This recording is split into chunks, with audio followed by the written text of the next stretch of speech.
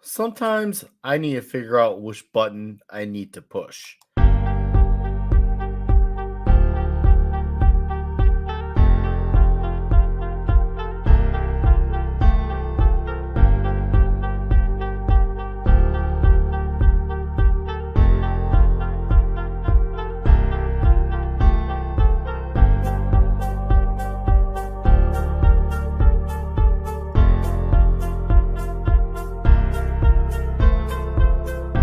As I suspected, 32 flavors. Well, good evening, folks, gentlemen, the few ladies that listen, wherever, whenever, however you are. Hope you're all having a good day, evening. Glad to see you all here for the 95th episode of the Comic Shop Talk. This is going to be a fun night. This is part two of our Jim Starlin, Adam Warlock reading saga, discussion, review, overview, whatever you want to call it. It's all those things, or a little bit of all those things. And I'm excited. Today's issues are Warlock number 9 through 12. And before we talk about those issues, of course, we got a few guys here. And also, I want to acknowledge some of the wonderful faces in the chat as well. Also, really cool to see some cool news happen today. Obviously, with Razor Fist and George Alexopoulos, Ghost of the Badlands, hitting at this point right now $93,645, 1,475 backers. That's really cool to see since it's been not even 6 hours. That's badass, and once again, cool to see more Iron Age media, and that's great. I'm excited, but that will be a review and a discussion for another day, probably sometime next year when fulfillment happens. With that said, though, let's acknowledge some faces. I see Pat S here. It says, "Hail, Nick and gang. Got Daredevil 157. Good issue. Slab since last time we talked. Not super valuable, but sure sweet. And that's fine. It doesn't need to be valuable. It's a good issue, and that's what counts." Dragon Smoke 90. What's up, Keely Cha? How you doing? Philippe Devick. A pleasure to see you, sir. It's been a bit. Jason Sandberg, who's got Jupiter. He's 70% of the way towards 5K. I just got to throw that out there. My guy, D. Bud Martin. Hello, the lovely Sherry. Penny, Office Girl. Gonzalo Bergali. Dragon Master 360. Welcome, guys. Let's bring it. And we got TZ Burton here and early. That's inconceivable. That doesn't just happen. But yet, here we are. It just happened. Let's bring in the clobberer himself. What's up, bud? Oh, just having a solid Friday night, hanging with you and the boys, talking about this, legendary run. How are you, Clobby? 24 hours later. I'm clobberish, I guess. I'm good. Good to see you again, man. I'm ready for some clobbering. So, hello there. Wonderful friends in the chat, including, man, we got some ladies here. I mean, the guys are okay, but let's face it, the lovely Sherry and the Office Girl. We got some, it's always good to see the ladies here. Oh, yeah. Agreed. They survive us, and we're thankful for that. So, thank you. All right, and Clubby, good to see you. Good to have you. Thank you, buddy. And good to be here. Of course, like always, I practically see you every day, which is great. It's a gift that keeps on giving. So let's keep on giving those gifts. And how you doing, Pole Baby 74? Oh, look at that beautiful face on Sherry. Oh my goodness, makes my day every night, every time, every day. Good, as it should. Yeah, as it should. And how are you doing, the common nerd? Hey, how we doing, guys? It's a good night. It's Friday. We're reading comics. We get to talk about an absolutely awesome comic that I have actually got to read this evening. Wasn't feeling upset today, so I got a chance to go through all of this. It looks really good. The artwork's amazing. The story is incredible. Super excited to talk about it. And obviously, I'm super excited to hear, and like you mentioned earlier, Razor Fist, all hail the Iron Age. As you can see, whether it be movie, media, whether it be movies, television, animated comics, or movies, books, whether it be comic books, any of that kind of stuff. We are all down to push all that kind of stuff because it's the only way we're going to get good media again. So I'm super excited. No, I agree. And good to have you. Good to see you here. And I'm glad you can be a part of this whole spiel because we're having some fun tonight. And I'm sure Ironcaster and Pablo, those dudes will be here when they are here. And it looks like I already... You know what? Even though this actor doesn't look like Adam Warlock, I will brag. Thanks to Sherry. Thank you, by the way, Sherry. I'm going to highlight this. I'm going to say I pull off this look better than the actor does, just because it's me and also because Sherry made it. So thank you, Sherry. I like myself better with it, better with it than the actor. So yeah, I'm with it. I'm Nice. absolutely with it. nice. Thank you, Sherry. That A Way lovely- better. The lovely Sherry is one of the best memers out there. He is. Hail to the lovely Sherry. Sherry. Hell yes. That's awesome. That costume blows, boy. Woo. Oh God, no. right? Oh my God, it's so bad. I make it better. I make the suit bearable. Not that it's a great suit on its own merits, because it's not. Yeah. I help the suit Nick Lock. survive. Nick Lock. I help the suit. I said suit. What the frick? I help the suit has survivability. Ah, yeah, Nick Lock. Yeah, I see that. Yeah. Oh man. So okay, before we get into it, so obviously there's some movie coming out in a few weeks, and for those in the chat who are here who may not be familiar, and I know most of you are, but assume that you're not. We know Adam Warlock is supposed to be in that movie that comes out in a few weeks. What's great about covering these issues is that we get to show you not obviously the stories that made these characters what they are, but understanding for further context all the things that they will selectively pull or completely butcher, depending on which route they go, and giving you the understanding of what make these characters what they are, their motivations, the whole shebang, basically. And especially from such an essential run from Mr. Jim Starlin as well. And of course, this is at the point where, it's not just Len Wein doing some editing. Marv Wolfman steps in, and we got some wild arc. And there's not just the universal Church of Truth issues, but there's like a whole psychological element going on to this too. There's even some funny elements, and there's a whole lot of action. There's so much to unpack from this, and it's such a joy to reread and just enjoy all over again, especially with my ever so glorious hardcover right here. I mean, come on, dude. This thing, this gigantic thing. Nice. That's my bookmark, by the way. My bookmark. I've been having so much fun reading. It's just like it's hard to like put it down, even with such a gigantic book. I'm just like looking at it, everything. I'm like, man, this is crazy. Also, this is a book because so many notable names, like characters that people may know from the movies, particularly like Guardians of the Galaxy, Avengers Infinity War, Avengers Endgame, characters like that. And for those 5 people who saw Eternals as well, there's a character from that certain after credit scenes. Yeah, so it's cool to see. Okay, this is where a lot of the roots and the early seeds are planting.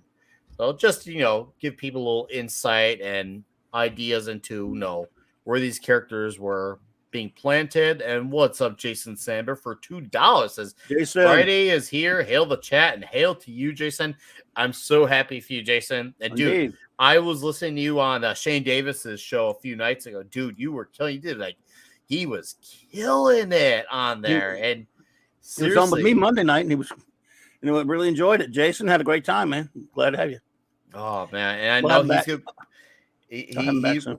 Yeah, and we're gonna obviously have him for the 100th, and also so he can try to pull a few extras as well, because he's 70% of the way into 5K, and right now he's clearly really gonna make that happen. It's so. Oh, and as far as that joke, I all I can say is I watched the first episode of the new Beavis and Butthead. Claudia, if you haven't watched it, not yet, dude. My Stella had to her and I could not stop laughing. I'm just saying it. I don't know if Sandberg was referencing that or not, but it just happened to be around that. So just you wait and watch. Those 2 episodes, we watched the first one, but dude, that first one, I could not stop laughing. And I didn't want to be fair and honest. I didn't want to, which makes it even better. But just so you know, watch it, because I'm hoping obviously next Thursday when we're all on Mead, they'll have 3 episodes we could talk about a little. But dude, it's off to a great start, Clubby. Just like the last season. That was so funny. Can't wait. There he is. There he is. What's up, people? Hello, Pablo. Pablo. We got Hungry Boy, by the way. Is he coming? I hope so. I'd like for I haven't heard from him. I would love to have him on. I'm gonna shoot him a link because he's obviously I told him he could come, but he never really followed up. But I'll shoot him the link regardless because I'd love for him to come back on. I told him like, dude, I had so much fun hanging out with him that Yeah. he could just show up pretty much Probably not awake. whenever he really wants Might be to. asleep. 'Cause, yeah, I know he's got weird hours. I know he has to prepare for our American schedule, Right. but I did shoot him it just in case. But anyways, Pablo, what's new in your Pablo. world? I have had rogue week. Can't speak English. Great. A difficult week. So I will relax today with some Tetris and just chill after the show. Most likely we'll hear something something that has nothing to do with politics or any of the shit that I cover. So maybe tech and just enjoy Tetris. That's gonna There be you go. a great night. Yeah. Also, I didn't had enough time to read the issues that we are talking today, but I have read them before, so I know them well. Not an issue. That's And fine. I have been actually burning to talk about them since we were talking Infinity Gauntlet because, well, you know why. Let's talk about it. I agree. I strongly agree. By the way, once again, just for those keeping score home, Ghost of the Badlands has officially hit 94,000 even. Yes! So Awesome. just saying, Hell 6 away yes. from 100K in a few hours. But anyways, are we ready to talk some Adam Warlock tonight? Sure. Yep. I'm ready to talk about chat. Are we ready? Because I know I'm ready. We're 12 minutes Are in. you ready? The Warlock. Are you ready for some Warlock? Dun, dun, dun, dun, dun, dun, dun, dun, dun. Oh, Hey, there he Hi, Ron. is. There's our boy. He is. How are you, Ironcaster? I heard in the ether that you guys are talking about just getting ready to start talking about this, and I figured I can't miss out. No, you cannot. Oh, a Hungry Boy's on his way. Good news for those Hungry Boys on his way. Dope. We're gonna good office girl. You came to the right place. You came to Hell the yeah. right place. Characters. Well- We're all characters around here. Oh boy, ain't that the Oh. truth? Oh yeah, that's a whole other. I mean, whole look other at can- me. I mean, come on. All right, I'm dudes. hard. Let's do this. Okay. Let's do this. I'm gonna open this page up, and we're gonna talk about the book. And yeah, we'll start off with the great, fantastic Warlock number 9 right here with this wonderful. So there's Kool-Aid Man in the back of him, aka Grape Kool-Aid Man, as I call him. He's supposed to be silver, but he looks purple in this book. And they're supposed to be silver, but I like to call him Purple Yeah. Kool-Aid Man because Purple Kool-Aid Man's terrifying.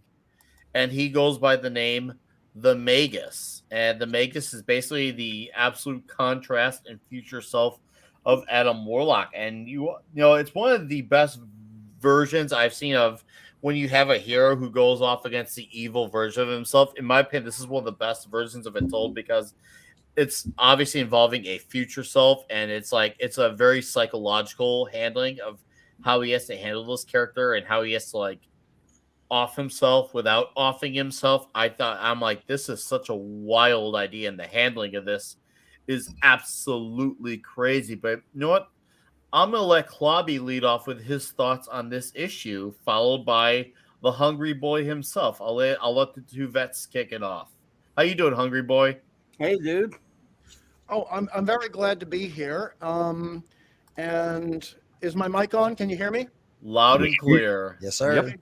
Okay, good. Well, I'm just really looking forward to what Klobby has to say about this issue. And I'm sorry I got here late. I just got off a stream with J-Man, which I was Okay. pre-committed to like Oh, months yeah. ago. That's right. And pre-commitments are very important. But Yes. I will have as little or as much to say about this as anyone wants. But this oh boy, this issue, this got to me so much when I was young. Still gets to me every time I look at it. Agreed. Straight up agreed. So, Clubby, why don't you tell us about your Yes. thoughts on this issue and all that it inherits? Pulse pounding premiere issue. Of course, this is excuse me. This I got to Yes, do it. I- We know I the have to get mine routine. set up. Well, yeah. Both. What happened was, of course, as I kind of mentioned last week, this comic had been canceled. Sorry, had been canceled. In what year was that now? Oh my goodness. Let me find it. Make sure. The Where are you? 70s, mid Yeah, 70s, no, a early to couple mid years. 70s. Yeah, but this is number 9, right?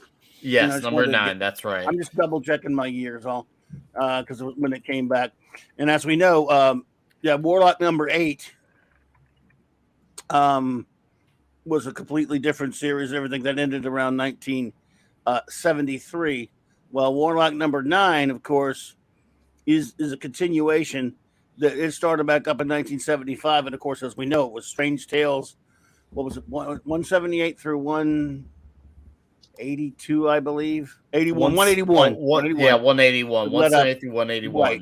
And then continues into this. So they just with the trial book, Strange Tales, they gave him a few issues, and now, it's obviously was starting to catch on. So they start back the old. He pick up his old numbering. I love that they did that. They don't do that anymore. I love that they just said, he had his own title a few years back. Let's not start back at number 1 again because it's a pain in the ass. Back then they didn't have a lot of gimmicky ideas. Boy, I was actually surprised they did. Now when you think back, but I'm glad that they just went back and picked up from a book that had, a numbering that had been let go for 2 years. So in 75. They brought it back after those Strange Tales issues with number 9 here. One of the greatest. This is one of the greatest covers of ever. Mm-hmm. Ever. It's just absolutely beautiful. One of the most beautiful covers ever. It is by Jim Starlin and Steve Leialoha, who this issue, of course, is inked by Leialoha. He does a lot of the art in it. So let's start it off. Let's give our introduction to this comic, folks. All right, now. Born to Earth's man of the future. Excuse me. I'm sorry. I can't even read my own writing that I didn't write that I stole from somebody else. I'm sorry. All right. Born to be Earth's man of the future, then forced to abandon his native planet because of his alien ways, he wanders the stars seeking life. Gifted with ultra strength, paranormal reflexes, and perceptions, the power of levitation. It means flying, folks, but I like the sound of levitation better because it's pretentious. And the course. Oh, I can't read my own non-writing. Curse of a vampire soul gem. He stands uniquely alone among the heavens. I, Stanley Lieber, present the power of Warlock. Fussing Lynn Reed, blotting Steve Leialoha, that Hawaiian artist, and scribbling Tom Warzakowski. That means he lettered it, Pilgrims. And everything else by Jim Starlin, a guy I created myself. The Infinity Effect. I'm sorry. Okay. Thank you, Clubby. You know how much I love sorry. that. Yeah, Dude, that's that's fair. like, every time you do that, it's like I'm getting a new birthday every month. Oh, I know it's annoying. I'm sorry. I couldn't help it. No, you kidding me? It was We great. stopped what we're doing so we can hear that. Well, the stand, Don't- thank you. Well, thank you. Anyway, so yeah, look, this issue, of course, continuing from Strange Tales 181, the Magus has finally made himself, known. We all know now that the Magus is Warlock in the future, and he's purple. Yes, he's supposed to be silver. We'll probably have to get some insights from our resident artist on that, the great Hungry Boy, because he is clearly later mentioned to be silver. But if you're even the coloring of this new trade, the trade that we're looking at, which is recolored, it goes by the original colors still, and they could have changed it, made him look more silvery with this new technology when they reprinted this book here. Yeah. But they did not. They decided to leave him sort of purpley. But it's neither here nor there. This issue starts off with again one of the greatest covers ever, and Gamora and Pip and Warlock confronted by the future version, the evil future version of Adam Warlock, called the Magus. So, yeah, it's a great start. I'll let somebody else finally get something to say. So, but I would like again. Oh, by the way, Steve Lealoha. It says blotting. That means he pretty much did a lot of the inking. But there are pages where you can tell that Starlin did more than just layouts, and there are other ones you can tell he did very bare layouts. What do you think, Hungry Boy? You know, not a lot to say there. I think you're 100% spot on. And like I said, I was every so often I'd be hanging out with Steve, and he didn't want to talk about it though. I mean, the guy's got no ego. I'll just give him that. Okay, no ego. And he does have a very good pedigree and a very good resume in comic books. But you know, getting to that silver thing, it comes back to this. This what is the term? A visual conceit that we had to use in comic books back in certain print days, where it's like we know Scott Summers as Cyclops is wearing black and gold and yellow, but we draw it as this blue violet with heavy shadows and yellow. So we know it's implied silver versus really being silver. So I can roll with that. I actually like the mauve. And it's just like, you know, Adam Warlock himself, he's not really gold. He's kind of orangey. He kind of looks like he's a guy from the Geordie Shore who got a spray tan. It's fine. Bronzy and orangey. Adam Warlock is a strawberry lemonade, and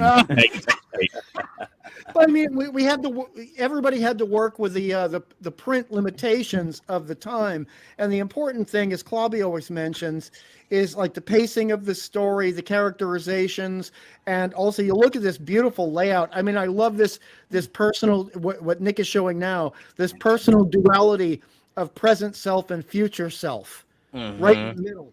That just to me, that I said this is what comic books is about when I was a kid. I need to remember this for later. No, I agree, Hungry Boy, because this is one of my favorite pages besides the ending, because it's a great cliffhanger. But this is one of my favorite pages because you see how serious the situation is when Adam like wonders what are his odds are. He realizes how serious this is when the Magus knows his every thought, and he proves it by them uttering the same words at the same time. And like I hear the contrasting voices, but one in a more menacing tone than the other, and that's just such a very it's almost scary in a way. Like, man, that's freaky. I'm getting goosebumps on my arms, Nick. Goosebumps on my arms and legs. How could you not? It's a freaking concept because even though it's not like horror to me, I felt a little bit of a psychological thriller slant on this page, and I felt the chills from that. I'm like, damn, this is for serious right here. And yeah, as he, of course, once again, a great way to recap the reader, but also a way to send Adam down memory lane with, his path. And man, it's such a powerful thing. Even with the fro, you still feel the chills from this, and that says a lot because for you to still feel the chills and see that dude with a fro as your enemy. Yeah, that fro, man, that fro. It looks for some of Gamora is. I don't know the fro because when we were kids buying this comic book, Claudia remembers some of the adults who were controlling our lives had that fro at the time. Yep. Here in the show we have a history with froze. Remember Condor?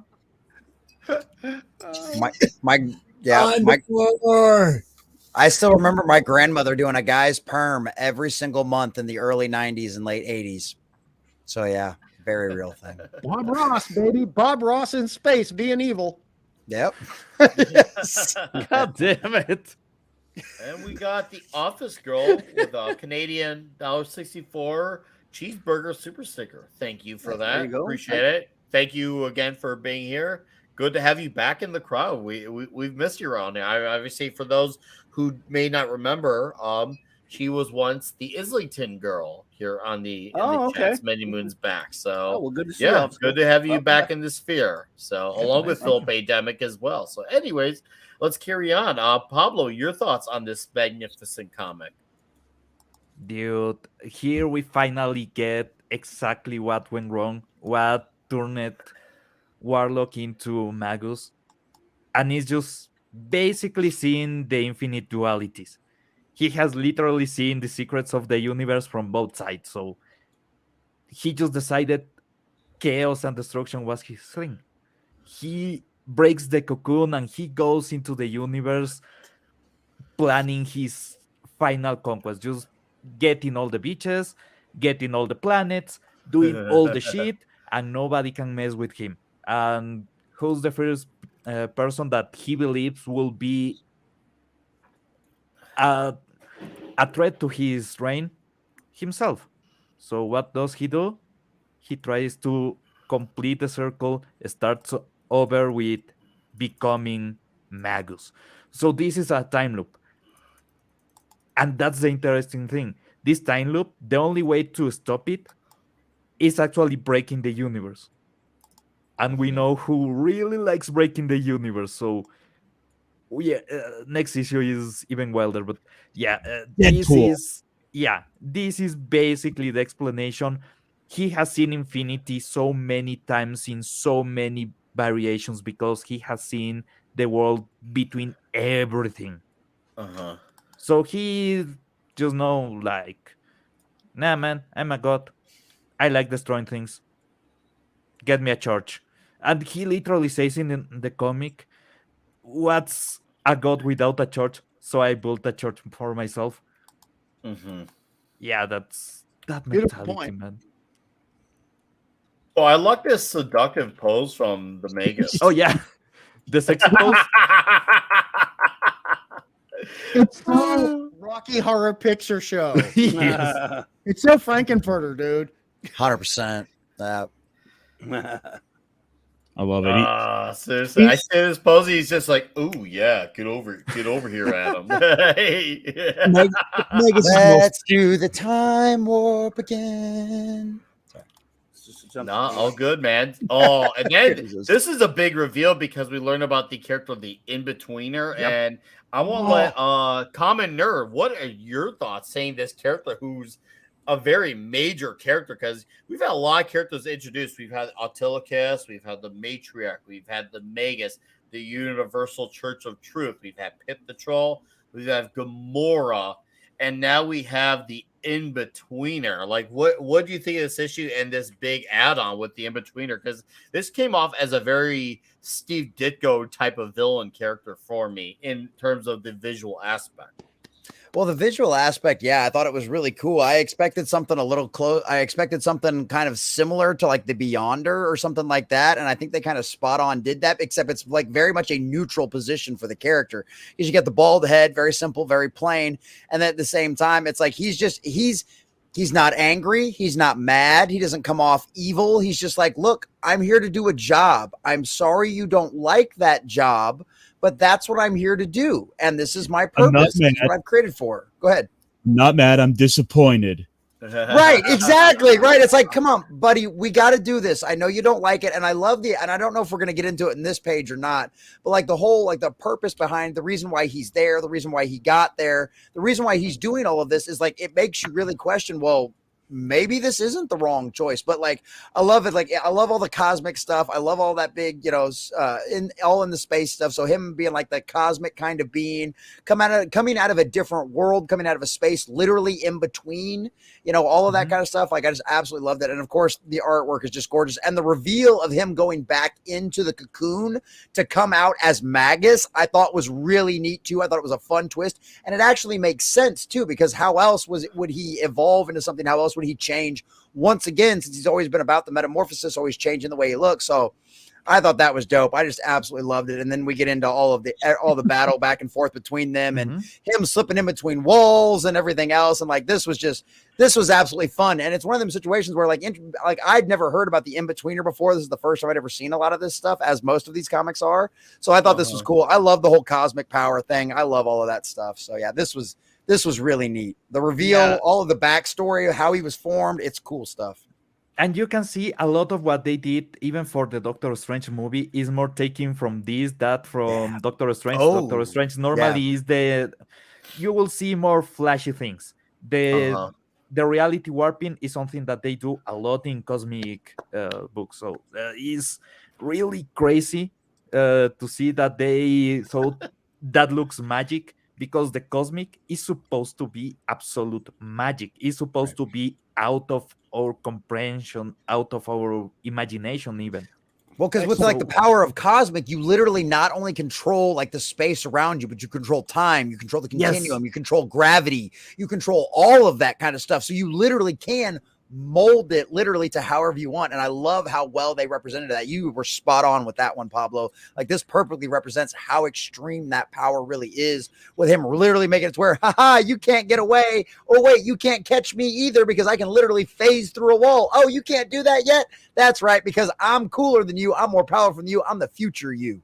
So yeah, the arrogance and the confidence yeah, about technically future Warlock was amazing. he's not more powerful. He's more knowledgeable. Right, he's more aware of all the He's power he has. experienced. Exactly. It's Yeah, experience. right. And that's the point of Warlock. He basically is still a child, and him. How do I say this? Basically, Magus coming out of the cocoon is a reflection on how Warlock was born. So every single time is like he's reborn, but this time he's completely out of that cycle. He's completely out of this kind of reincarnation. He's just like, I'm powerful. I'm God. I'm I'm everything. So he's not just breaking the cocoon, he's breaking Adam Warlock. Right. A transformation, you would say? Yep. Mhm. Mhm. That's why he has that pose. Yeah. No, Yeah. it's I love these pages. Once again, there's so many insanely wild pages on this books, and Yeah. it's so cool to see all this happening. Like I see it as I'm like, man, like, and especially in my hardcover, dude, seeing this stuff in my gigantic hardcover, Oh, like you want to talk about like your eyes, like I feel like my eyeballs become bigger, like the way Homer when he had his first rib witch in The Simpsons, and his eyeballs became bigger. That was me rereading this page, and my I envy eyeballs you. being bigger. That book wasn't the only thing that was hard.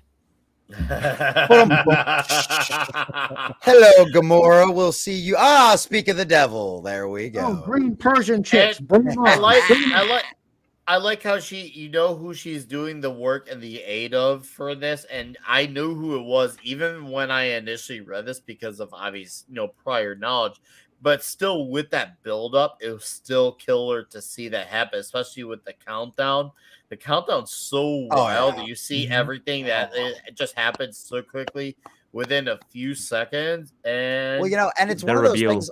I almost wish we would have read this before we had read the Infinity Gauntlet saga, because for and I know we're not quite there yet, but there's a few pages where who she's working for, you almost think you're like, oh, could that be a good guy? Could he actually be like a Mhm. decent person? And then of course they fix that real quick, but it's still like it makes you really wonder. Oh, that's cool. So I love how they did all of that. That's why I was containing myself throughout the whole Infinity Gauntlet, because I was like, yeah, he knows that he can be evil. He knows, no, he really knows he can be evil.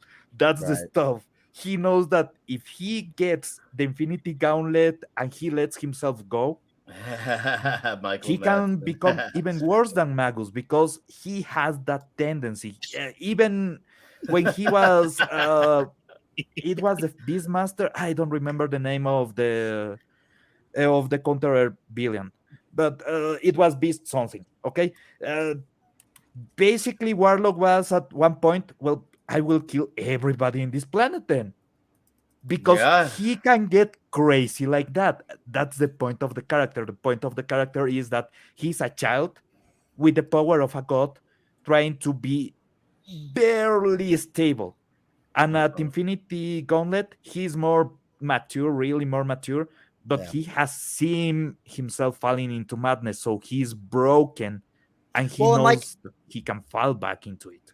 Well, and at this point too, he's still trying to be the hero here. Like he's trying to be the good guy that can try to save absolutely everybody, and in this case, try to save the entire universe against the own evil version of himself. So it definitely shows a more hopeful, more optimistic version of Warlock than what we saw in the Infinity Gauntlet. Because towards the Infinity Gauntlet, he's like, look, the ends justify the means. This is what we have to do in order to make sure that the entire universe survives. Whereas this point, he's still seems like he's trying to still save everybody. There's still that hopeful aspect to him. But do you know who he learned that from? He get that from Thor. First from Mr. Fantastic, but then his encounter with Thor.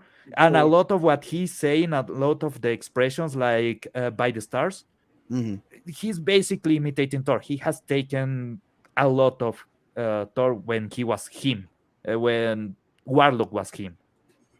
So he's trying to live by that ideal. But it's just that. It's an ideal that he fixated himself with because he has faced foes that believe in that. But he was never really a hero when he was born. Actually, he faced the Fantastic Four. And then he was selfish, so he tried to get Thor's girlfriend. At that point was the bitch that they make on the movies. Jane. Jane So, Foster. has anyone No, not had a chance to say any thoughts on this issue that they wanted to say, or have we got everyone? I haven't had a chance to say much. Caster, unload like there's no fucking tomorrow. Because First, you get to talk about the reveal to cap it off. So, just kind of real quick, having gone through the issues this week, I developed more of a sense of appreciation for the Magus, because at first it was like, come on, this guy's super goofy looking, but I mean, some of the art earlier in this book just is gorgeous. The way that they've drawn him, the way he's taunting down on Adam Warlock. It's a good coloring. I think it was Tom Ozakowski Or Zakowski. or Or Zakowski. Zakowski. Yeah. Okay, sorry. I will probably say that wrong again. So I will try, but I really like the coloring of the issue. It's a style that I've been appreciating more of as I've been going on, especially compared to anything modern. But that's neither here nor there. But no, there's a lot to this that's really interesting. The futility of Adam Warlock's quest to fight him, the point where Magus is quite literally saying the words he's about to say in his little heroic speech, like, "No, I will stop you. You forced millions into slavery. While freedom is my life's blood. You live by terror, violence, and deceit. While truth and peace are my only lights." While Adam Warlock is like giving this like last stand heroic speech, Magus is here taunting him, repeating his own words back to him exactly. It's like, look, dude, this is the inevitable. I am your future. I stood where you stood. I remember taking every punch you took. Nothing you do here can surprise me. Well, that's where you got to have a wild card. And of course, we got to have the perfect wild card all. The one of the most unexpected characters who, at this point in the comics, is we don't know yet how badass he will become. Thanos. Yep, and that's a hell of a reveal. Yep. Yeah, they Yeah, start just with boom, here I am. Yep. No. I knew, even from my initial read, when I saw this, I'm like, okay, I know it sounds, but still seeing it play out, I was like, damn, that's cool. Still seeing his presence was like, hot damn, dude. Like, I still felt that shit. Like, is there something about when he's gonna arrive somewhere, you still feel that tension, that unsettlingness, that cold air per se. It feels great. And welcome Jeff Danes to the stream. Thank you for listening as we're chatting away. Dan, it was So- one of those situations where I expected it to be Thanos, but at the same time, there was still that slight mystery of was that who she was really talking to or not. So yeah, I thought that was this reveal was great. No, there's a point when they draw the eyes, but they also draw the eyebrows and everything. At one point, it was really obvious. When I read it first, yeah, for me it was okay. The eyes look can be Galactus, can be maybe even Silver Surfer. Then they draw the eyebrows, and I'm like, yeah, Thanos. They were Can I add Thanos. one point to the only thing I'm going to say about this issue, because I'm liking what everyone else is saying, is that number one, graphically, and this is for Clobby, going back to that page. It's all look. I'm a Clobby whore. It's always going to be for Clobby. I get it. Yep. I get it. The countdown page where we're looking at the countdown that you showed a couple of minutes ago, Starlin is repeating those numbers in the layout and extending them. And that gives us in comic books a sense of sound. And comic books are silent. That's the only limitation of comic books is we do not actually have audio. So it was brilliant of Starlin to bring that up on that page. And regarding the whole essence of the issue, it's about the power of hope and free will facing off against the power of experience, wielding the cynicism of foreknowledge as a brutal sword. Mm-hmm. See, Well for said. me, Well when said. I agree with you, Hungry Boy. Except when I read these things, I hear the sound effects. I hear them. If I have a music soundtrack, I hear the sounds and the all the atmosphere of the situation. I Well, it hear was- all those things when I read these. Well, it's funny when he brought that up too about the clock and about the numbers being like that. I literally, when I was reading that, I love the way you described that because literally when I was reading that, I almost heard a ticking clock in my head with those numbers pressed across the page like that. I thought it was wonderfully well done. Yeah. All This is right. a beautifully put together issue, beautifully illustrated issue. I think the art, I think Layla Ha does a much better job than the previous couple of inkers. What was it, Milgram and I can't remember who the other one was. There were a couple other, but outside of Starlin inking himself, which can't not be topped, I think this one really is this issue's definitely an uptick from where they were in the past in terms of the beautiful artwork. I think you have to get look because I've never really was that big on Steve Layla as a penciler personally on his long stint on Spider Woman. Early on, just me. A lot of people liked it. Jessica Drew. Yes, the first on that Okay. her first series. Yeah. Personally, he did that series for a good while. It wasn't really my bag, but that's fine. He's a really good inker though, and I think some of this looks like this is top notch stuff. And I know he did a lot of work on this thing because deadlines and being what they were back then, and Starlin. One thing you've never heard Starlin being accused of is being fast. Well, that's also true of Neil Adams, Clobby. It's true of most of them except for like Kirby and Kane, people like that. Kirby is a freak of nature doing 4 pages a day. Yeah. A day. And the fact that he makes the stuff look the way it does, and he does that a day. I swear that man had to have lived off of minimal sleep. He was a machine. Dude, when he was heavily pressed to do a lot of comics, he was still doing extra comics just in case. He was crazy. Oh, no, that's a work. Okay, I have a fan theory. I just thought of. I want to run by you guys. See if it's crazy. It's crazy. What if Jack Kirby was in fact Snowflame? Who? Yeah. I don't think he was touching cocaine. I will say that much. Oh, no. That's Snowflame. Snowflame was Snowflame. No. Oh, for anyone who's unaware, Snowflame was the infamous one-off villain from the New Guardians from like the late '80s. Okay. From DC, who was a supervillain who got his powers solely from cocaine. No, he was a hero for a time. Beamer Ironcaster. He was a hero. Cocaine was his god, and he worshipped it. And then by the comic, he's like, "No, I am cocaine. I am the god." So, okay, you know what, Caster? Since you were last on the last issue, I'm gonna let you lead off with this issue. Okay. Your thoughts, of course. I mean, coming back to this and seeing Thanos and Adam Warlock fighting side by side, Uh-huh. I'm a little shocked by it. Just like, whoa, like, having seen Thanos for with the sense of the modern time, and coming back to this and seeing in a way the sort of respect Adam Warlock had it with an Infinity Gauntlet, to now coming back to seeing this earlier adventures, like I can kind of see where some of that came from. I mean, Adam Warlock is also more of a complex character. He's not just your straight up typical sort of hero. And also, I cannot. Oh my gosh, Thanos' teeth. He's got a nice healthy yellow.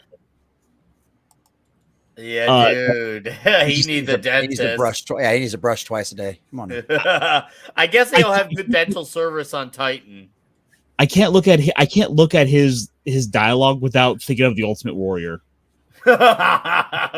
Nice. Let me look. Let me look at his tongue. Warlock, this situation has become unworkable. We must retreat. And then, like, There you go. and then Aquaman and Randy Savage. Warlock, the situation has become unworkable. We must retreat. Oh yeah. Well, I was hearing what Ironcaster was saying about the teeth, but isn't he supposed to be this heavily horrendous mutation, almost a monster to the people on Titan? Oh yeah, Yes, perfect, Phil. Perfect. Oh, yep. Oh, I man. think that He moves. should switch to vaping. No. Thanos saved up his Marlboro points. You got the Infinity Pack. Boom. Good job, Ironcaster. Good. I still remember those marble points back when I was a kid. Save up enough marble points, you get a free teeth cleaning. I always feel like now, like I should do like now that you got me in like Ultimate Warrior mode. I feel like when Razor Fist hits 100K, I should do like a video just reacting to it in Ultimate Warrior voice. Just do a short. So you ain't got to do it for that long. Just do a short over it. It'll be great. It'll go viral. You'll love it. My problem is with the shorts, they never translate into people who watch the videos and the stream. That's my one big issue with them. Well, I get the subs and the views, but it doesn't translate into anything else. That's what one of the things that Shad was saying was all you have to do is you do the shorts for a while and then you take a break and the views will translate. And that's one of the things I have found by accident by not doing shorts for a week. It does translate over. You just have to take a break from the shorts. It's kind of wild. The algorithm's weird. But yeah, that also, is really weird. if you're talking on subscriber count, there's something interesting going right now. People stop subscribing to things. They just stop. So most people are watching a lot of channels. They just never subscribe. It's like the mentality has changed for some reason, and most channels are no longer the ones that are really spiking are no longer projecting to 1 million, 2 million. They are projecting to be within the million, but 800 or so is a real success because people are just not subscribing. I just crossed 2,400 subscribers a day. So, hey, all right. What's up, Lord Thoth Nice. and the Hey. Time Prophet? Nice to see you, gentlemen, here. I love this escape thing here. I guess I'll sound off Pharaoh. I mean, once again, I love that you get an uncommon pairing between Thanos and Adam Warlock. And what I like is that it surprisingly works. You wouldn't think it when you think about it, but then we actually see them together. Obviously, Thanos has his own personal gain. He's obvious about that. He's out there about it. But seeing it play out is really cool. And I love the dynamic of them having to play this escape route. I was like, damn, look at that crowd. I was like, imagine being in that situation. Once again, this is when comics make you feel the stakes and of the situation. You're like, damn, this is heavy, man. Like, and this page here was Oh yeah. even though it's more of like once again explaining the journey, but just seeing all the characters. I'm like, damn, this The is clown's here. That's a dope. I know, splash right? page. Dude, the clown. I know the damn clown. It's such Well, a cool this page. actually brings up a really great question for Clawby, if you don't mind, Clawby. No, have it. Let him have it. I'll If any, try. let Klobby have it. Okay, because I love the way Clawby analyzes things, and I love the way he respects the process of the comic books and looks at the history of them. But sometimes we don't have things in print, and we have to ask ourselves the question. So, do you think at this point, with Thanos being introduced, do you think that in the back of his head, Starlin already had decided that Thanos was in love with Death with a capital D herself? Or do you think he was going to figure that out later? Because I'm not going to say what I think. I want to know what you have to say. I think it's a distinct possibility that could be the case because there are a few times when the Magus refers to him as someone who worships death. Now, I mean, that means, it could mean anything, but there are definitely times where he mentions that. And this whole thing is about worship when you come down to it. There's a lot of, he's being worshipped. So I think it is a distinct possibility, because Starlin reused. I mean, it's not necessarily a knock or anything. But if you look at this comic right here, Jason, who was on the last a couple weeks with us, he's a big Dreadstar fan, and Dreadstar is one of Starlin's great comics. He used a lot of the things from this. He just reworked the whole lot of it for the church, all that stuff for his Dreadstar comic, and many other comics. He's done a lot of the same stuff that he's done both in Warlock, to an extent, Captain Marvel, and a couple of Dreadstar and other things. Even in books later, Gilgamesh 2 and some other books he's done, he does reuse a lot of the same ideas over and over again. So I would not be surprised if that was in his head going forward. I don't remember reading an interview about it one way or the other, but I think it's a very good possibility. Thank you, man. Yes, sir.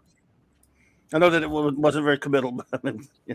No, I don't. Well, to be fair to you, it cannot be committal because all we have is what is allowed on the internet or the remaining dead tree technology, meaning printed on paper interviews. And we didn't have a lot of it going on in the 70s, and nobody was asking him these questions. I mean, we're not going to know until there's a recent interview, I'm sure he's talked about it somewhere. He's probably been asked that somewhere, Thanos copter.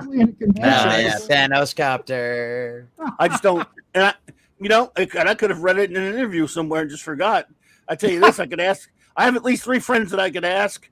Did you ever read him talking about that? That would probably have better memories of me. That would go, oh yeah, I remember reading about it. Yes, he did. So, or no, he didn't. There you go. Still a great answer, Clawby. Thank you. Still. There you go. Look at that. That's recently. You just picked it up at the Walmart, right? 2 years ago. 3 years ago. Yeah. So I can't remember the exact. I saw him like, okay, I have to have that. So there you go, Claude Parrish. It's worth it. I'll just say that. Absolutely worth it. But let's carry on with the books per se. Did you check the van just in case? No, you're good, man. I don't think she left it in there. Boy. I think we brought it home from school.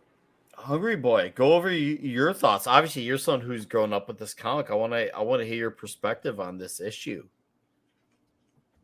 Oh, okay.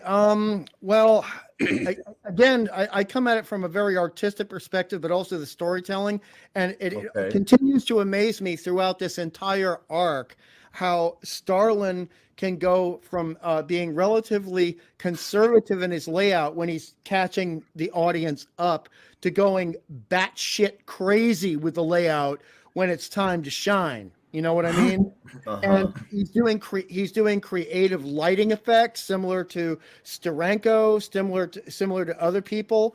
And he's got this body language, like this panel you're showing right here at the bottom with all the magenta and the light blue, the matriarch.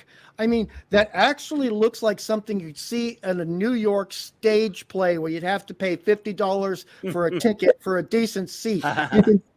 Clauby knows what I'm talking about. It's like this guy's paying attention to artistic mediums outside of comic books and bringing them in to comic books. Just like Neil Adams, and he's on record for this, he learned all of this stuff when he was working in advertising, and then he did Ben Casey, and then he brought all of that into his 1968, 69, and 70s work for comic books. And I really feel like Jim Starlin is taking the best of the 70s outside of comic books and bringing it in to this comic book arc. Sorry, we need someone to do Macho Man. Bring it in, brother, to comic books proper. You know, this ain't a Slim Jim. This is a Wagyu steak with everything on the side.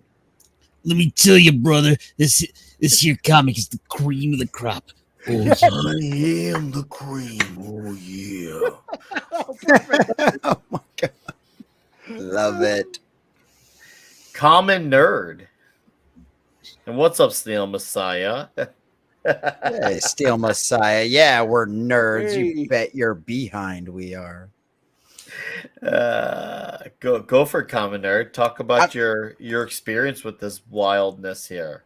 I mean, I loved this. This was a trip. One of the things that I really liked too, and I know some people kind of touched on it earlier, was a few pages back where you have Adam Warlock and Thanos like fighting next to each other. Like the fact that they were all, you know, like working together, the fact that they all had each other's cover, you know what I mean? Like, you know, Gamora had one side, Adam Warlock had the other side, and Thanos is just like in the back, like the quarterback, just like shooting blasts out, just like devastating people. And then I love when they leave and Pip's like, yeah, I was holding up the rear. And Gamora's like, really? Because I didn't see you. The only thing I saw was you hiding behind Thanos. You know, and he's just like, what? You know, like I love Pip in this. I love seeing him in this. But yeah, I love this last scene right here too with Adam Warlock and the matriarch, where I'm assuming this is the idea is that it doesn't really say, but I'm assuming the idea is that she actually dies right here. And like the fact that they're having this like last little conversation between, she's like, he's like, if I'd only known. And she's like, well, if I had only known, you know, it's like, it would have been better. And like, there's a scene right there. If you scoot a little farther down, it's like, they're almost about to kiss. And then she's like completely dead. And like, I thought that was kind of an odd choice of a picturesque aspect to it, but I thought it was really good at the same time. Cause it's like, there's a lot of caring. There's a lot of feeling. This is still when Warlock is very much emotionally attached to every single human being in the universe. Well, every single living being in the universe. And so I thought that was really cool. And then just to have that face of death behind there, it was like just the perfect break for all of what you thought was just about to happen. So I really loved it. I thought it was a very emotional panel. Obviously the artwork is absolutely gorgeous. I miss a lot of this kind of stuff. I love the shading, especially considering the fact that we know nowadays that they were working with very limited colors and very limited, you know, schemes and all that kind of stuff. The fact that they were able to pull this off with the shadowing, with the line art, everything else. I mean, it's just absolutely gorgeous. And of course the story is just amazing. Like I said, I love that whole little escape. It's like, it seems like something you'd see out of like a cheesy kind of like a action movie where I'm just going to break through the floor and we're going to go down. But it all made sense. And then, you know, as Warlock goes on and starts to realize he actually knows the pathway, he knows where he's going, that causes him even more confusion. Like the aspect of Adam doesn't know who he is in this situation, what he's actually supposed to be doing. Like, I love all of this. This is a great story. So There's something that we need to acknowledge. That matriarch lady was fucked up. That lady was so fucked up, man. Oh yeah. But we learn why though. Later on, we learn why she was messed up too. You know, so it actually all kind of makes sense once we find that out. And I think honestly, to a certain degree, it caused me to pity her even more for that. So, wow, okay. This is sorry, I was going to say. No, go for it, Clobby. I'll let you talk about the issue while you're at it. Well, just a beautifully drawn issue and beautifully illustrated issue. Again, I think Steve Leiloa is the best of these inkers for me on at least these past two issues. Some unbelievable, you know, Hunger Boy was talking about a lot of this unbelievably brilliantly put together storytelling on a lot of these pages. And then now one thing you have to remember about this book is it was bi-monthly still. So that's why you have 2 full pages devoted to exposition, one real long one about a recap about Warlock, which you'll probably notice, which was really well done. It's very dense. It has prose along the left, running down the left side of the page. I'm sure you know which page that is. And then later you get Captain Marvel of all people, explaining who Thanos is. It's just like, you know, that was just an editorial decision. See Captain Marvel's Old Mag 25 through 33 to explain more about, if you want to know more about Thanos. So Thanos has been around, but again, I guess they figured, look, a lot of people picking up this book might not know who he is yet. Imagine Imagine that, huh? Thanos was still, I mean, it's not like he was Doctor Doom or any of these other very well-known supervillains. They're still very much not sure who knows who he is at this time. So I thought that, just looking back, I think that's a fascinating trait of this book. Great art. There were a couple of pages I thought you could tell where, I don't know, you could tell where Leah Holla did more than just inks. But for the most part, yeah, there's some parts, though, that are still extraordinary. So the art does not suffer the way it does when I think it was like Alan Weiss, who, by the way, did most of this cover, which is not a great cover. And before that, the Milgram stuff. Good one, Phil. I'm just saying. Speaking of the art, beautifully put together. Yep. This is a beautifully put together comic, and it is so. The storytelling here, and I do mean storytelling in every sense of the word, is brilliant. It is a big, especially it's a big fight, but there's a lot more to it than that as well. Yeah, we can see even in this panel, huge beauty.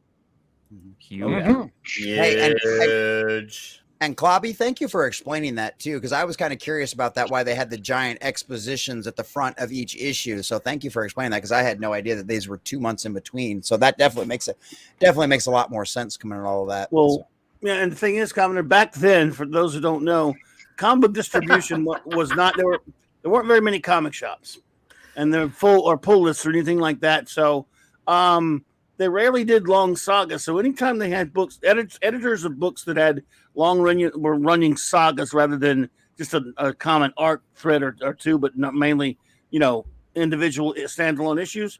If it was something that wasn't an individual standalone comic, which Warlock was not, which Captain Marvel was not for a while, and anything with Starlin was not that, they needed that kind of exposition. And it's kind of you can laugh at it now, but it was still well done. Well, you just have Captain Marvel standing there explaining what Thanos is, and before that, a couple of pages, a whole long prose right up on a whole page with illustrated by. Look how great that page is. By the way, go back to that page. Look how unbelievable the page is in issue 10 with the prose recap. If you know what I'm talking about, where basically it's the recap of the character of Warlock. Oh, I think you know what I'm talking about. You got to go back to. Well, you don't have to go back to it. Yeah. yeah, there you go. Well, there's the Captain Marvel one. Yeah, the one in the previous part, but don't worry about it. The one in the previous part one of that story, chapter one of that story, where it's all prose on running down the left side. That one there. Nope, no, that one there. That was me. I did that. Yeah. I can show it real quick if you want. But it's not a big deal. No, show it off. Show it off. I just think it's worth mentioning that this is an unbelievable page. Yes. Oh, there you go. Is that Yes. me or you? So gorgeous. Is that me or Hey, you? also, hey, Clubby, it's the 1970s here. Thank God, Bacon Chaikin didn't get his mitts on this comic book. Oh, that would have been horrible. I don't know who would sit still for this today. Look at all that prose fiction there, prose writing. Just to recap a story in the smack middle of a story, by the way, which I just thought was weird and worth noting. It just goes to show the kind of. I thought it was a pretty good. Sorry, Nick, you got yours back up there. No, you're good, man. You're good. I'm letting you have your say at this, because that I just will go. I mean, it's a great story. It's a great. I just like commenting on the bare bones and the back stuff. If you will, the inside baseball stuff, if you will. But go ahead. No, all good, man. I'm just glad you got to have your moment to talk about it. So, before I let him talk, how's it going, Fenrir? Hey there, lads. How's it going? Now, I'm going to have to say a great superiority. I am late. That is true. I will accept that. I will not lie to you, boys. I was meant to read this book, but I kind of forgot and passed out and slept and ate and pretty much passed the whole week without reading the whole thing. So, yeah, it's on me. Fenrir, just tell Yes? us what is really important. Did you get late? Yes. Then it was worth it. Shut up. Oh wow! All right, then. You did better than anyone who didn't. So Fenrir, man. go ahead and tell us your thoughts on Warlock number 10. As I may say again, the art's pretty great. Art's pretty great. What can I say more to satisfy you guys? The art's great, yes. Story great, and shit. Well, I'm really not that great into the description of my high IQ on this one. Look, I'm gonna really drop it off for the moment. I really don't have a better description than most of you guys. Probably not. I freaking suck, guys.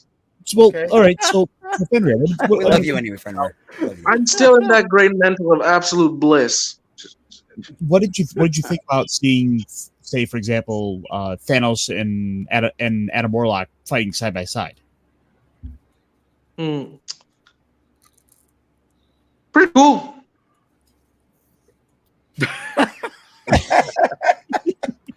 Thank you, You're Fenrir. really not I gonna get appreciate much that from me. exposition. Look, you're really not gonna get much from me at this point. I'm still, you know, when you're a teenager and you just had a bunch of beers for the first time, and then you just gotta find a way to get out of the party to your house. Yeah, I'm pretty much in that state right now. All right. No, all good, man. Well, then I'll let Pablo have that because I think he's the only one who hasn't Yeah, that's a had better anything- choice. Yeah, do that. has anything to say about this comic. So, Pablo, take it away. Yeah, we are starting with the craziness. First, we understand why Gamora is with Thanos. That's something that was changed for the movies and actually sucks because, Mhm. well, her whole planet was basically brainwashed or murderized, depending if you wanted to join or not to the Magus religion. So basically, she's the only kid left from the whole planet, and she wants to murder a god. That's a logical step. You get your parents into a cult, then you decide to murder that god. It makes perfect sense. So she gets in with Thanos. And that part, actually, what they are doing Adam Warlock now on Guardians 3, right? Uh-huh. Yep. Having her backstory be tied to Magus would have been brilliant. Because now, in the final chapter of Guardians, you have the confrontation between Gamora and the destroyer of her world. Instead, they turn Thanos into that because they wanted to have him be a bad daddy, and it was messy. No, here we see clean that she's just all about murdering Magnus, and she's actually because of how she was created and everything, she's a bit out of Magus consciousness. So Thanos was hoping that she could be a perfect assassin because, well, he doesn't really gets her existence. It's not that he doesn't notice it, is that he doesn't get it conceptually, so he just don't care. Oh, one thing That's a though. great assassin.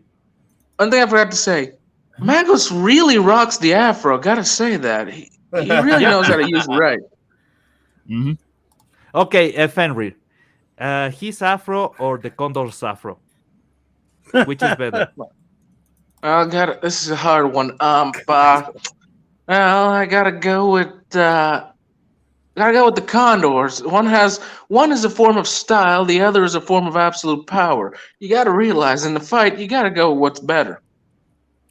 I don't Yeah, know. you're You right. got about 50 pounds on the other. I don't know. I think I gotta give it to Magus here. It's growing on me. I kind of like the purple afro.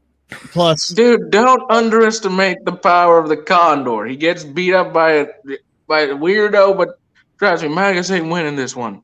No, well, yeah, you are right there. Magus is a god though. Like he's at a whole different power level.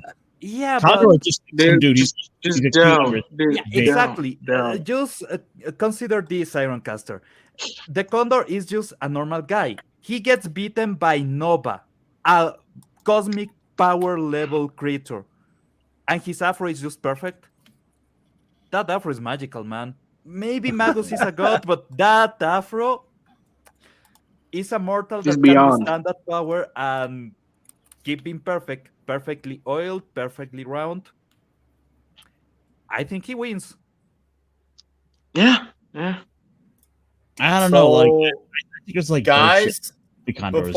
before we continue on, we have not done a cheers tonight, and I held off because not only did I want to have the panel here for it, but of course, this one gives a good congratulations to Razor and George Alexopoulos for hitting 100K tonight.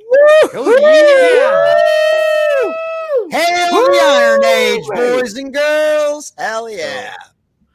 So this one goes out If to you didn't see Razor. this coming, you don't know what you're missing. This one goes out to Razor and George. God fucking speed. Salute, cheers, and beers. Amen. Salute. Oh, that is And awesome. welcome to the Iron Age. Oh, Hell yeah. All right. Now let's get the comic back up. Just that was necessary. That's Super so dope. necessary. We All right. are winning. Dude, So- that was never in question. We'd always win from the start. history just has to catch up with us now. So have I I got thought we were everyone gonna cheer. for have I got everyone for Warlock number 10 or no? Did I miss anyone? No. Wait a minute. Wait a minute. You know something? The office girl's pretty right. Why the hell are we not cheering that? Yay! Yay! Congratulations! You did what I'd been doing for the last 3 days because I was. Dude, you guys Oh.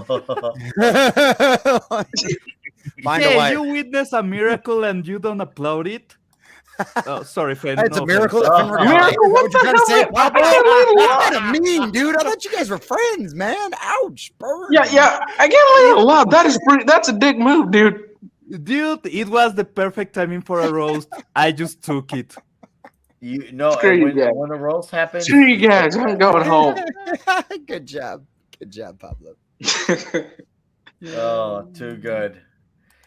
Oh man. Anyways, we got everyone though, right? For that issue, shall we move along? I believe so. The strange All right, death awesome. of Adam Warlock. All right, awesome. Let's talk about the death of Adam Warlock, because, well, it's a death, but not a death. You know what? I will let Pablo lead off with this one. Okay, remind me, are we on the first issue that starts with the death of Adam Warlock or the second issue? The third. No, this is number 11. This is our third issue tonight of 4 issues. Okay, this is in part 1 then. Just to be sure, because I could be spoiling a lot. I could be spoiling. Well, we're a here heavy to part of the spoil story. away. We're here to spoil away. So this is Okay, so right, we are basically on the moment when Adam Warlock needs to decide is he using the soul gem or not, right? And that's the moment when he finally realized he doesn't have the control over the soul gem. He is becoming the soul gem. He's out of control. He has that level of power. So he sucks the souls of the whole army just in a second. And Thanos is like, yeah, baby, I like that. I love Thanos in these issues, man. He's just like enjoying the chaos. He's enjoying the murders and having a good time while Warlock is fighting for his dear existence. Yeah, that's how Thanos should be. Yeah, no, the whole plan is really stupid. Thanos is basically, yeah, you have to commit suicide, but this suicide needs to be on a cosmic level because guess what? You are a god. So, yeah, we are killing your existence on time itself. Don't worry, Yeah, you will be all right. Yeah, Thanos is like, yeah, you have to do this, but that doesn't mean you can't have fun while you're doing it. Yeah, Thanos is completely crazy. And that's the fun part. Warlock just goes with it. He's like, that makes sense. I will kill myself and my whole existence in the universe, and I will be just fine. So I just jump into the portal. Yes, but you first need to kill everybody here. All right. No, he actually fights. He tries to stop his whole self from becoming the soul gem and sucking the life of everybody. But before that, he's going pretty well with the plan. I must say he was enjoying a lot of this. So yeah, seeing Warlock and his path through this whole issue is just the whole story. To be honest, it's just crazy. Warlock is really losing the plot, and he don't want to accept it. What's up, Bodega Outlaw? How you doing, man? Nice to see you. Hey, Hey yo. So Fenrir, do yeah, you got anything to add on top of Pablo or no? Well, Pablo pretty much got it completely right on that one, but I really enjoy how this issue is just one big moment of showing us Adam Warlock slowly dripping into the ocean of insanity. Every fight, you have this clear sensation that he is slowly going up into the edge, that he is losing it. Seriously, just look at his eyes. There is this form of detail that just tells you he is at the edge. Just one bad step and boom, it's all gone. Pretty good, pretty good. You can really say Thanos in himself is just loving it in some way. Even in these moments, just look at the weird detail there's in the eyes. You feel this sensation of universal conquest and quite possibly pleasure. yeah. The thing is that Thanos is actually enjoying seeing the other side of Adam Warlock. And I don't Yeah. mean he's enjoying seeing Adam Warlock because he met Adam Warlock as Magus. He saw into the time portal and he was like, huh, this guy may be a trouble in the future, so maybe I should convince himself of commit suicide because I don't know. Thanos was a teenager on Twitter, and it works. And he's enjoying seeing Adam Warlock go through that transformation. He knows who Magus is. He's meeting Adam Warlock. And that's the ridiculous part. He is the one that has planned all this based on Magus. He's basically manipulating that part of Adam Warlock that is Magus, and that's what he's doing with that. Use the soul gem. I don't want to. I don't want to murder these people. No, use the soul gem. I don't want to. Am I using the soul gem? Is everybody dead? Yes, you use the soul gem. Good job. Thanos is just starting to break into the little spaces where Adam Warlock is already Magus, and is just making them trigger. So yeah, it's a really interesting plan, and it's a really interesting way of developing it. Just It's very affirm- ambitious. yeah, It's affirmation. very ambitious. Yeah, it's like Yeah, you're and I- doing well, buddy. No, murder everyone. Well done. Yeah, and I gotta say, the final pages at the end, where our Adam is pretty much fighting itself, there's a form of unique beauty in it. Seriously, the way how his other self pretty much accepts death at the final moments. God, that is just freaking huge. And I pretty much enjoy how Darkseid was pretty much screaming how he's not. I mean, Thanos was pretty much screaming, "I am not Darkseid. I am not death." I feel there's a lot more into that. No, there's in this issue. There's some. Is in this issue or in the next? Sorry, I'm Pretty as I powerful said, stuff. I didn't read them before going live today, so I'm foggy on that. But there's a moment when Thanos actually says, "You," uh, says it to Magus. You wanted to live and control life, and I'm here to show you that I'm what I actually aspire to, what I actually love. I'm dead. So he's there just to control Magus's life because he wants to be alive, and he's like, no, I cherish that more, so you are going to die. Thanos is a stupid fun, man. Yeah, he's literally insane. What do you expect? This guy wants to bang death. No, just think about it. Magus is a creature of wanting to live. Basically, you put Adam Warlock into a vacuum where there's nothing and there's everything at the same time, and he comes out wanting to live, wanting to preserve his life no matter what, right? That's his job. That's everything on his plan. He wants to capture Adam Warlock so he can become Magus, so he secures that Magus exists. He is preserving his existence. Thanos is there just to kill him. Is just to stop life. But that makes Thanos sense is- because it's Thanatos, where his name comes from, Yeah, Thanatos, exactly. is the Greek for death. I mean, it's the actual principle of you cannot have a new forest be created unless the old forest rots and it is burned after a lightning strike. And this is just beautiful stuff by Starlin, taking all of this into account and weaving it into this glorious Exactly. disco polychromatic spider web for us all to read. Just think about it. Magus is a loop of life.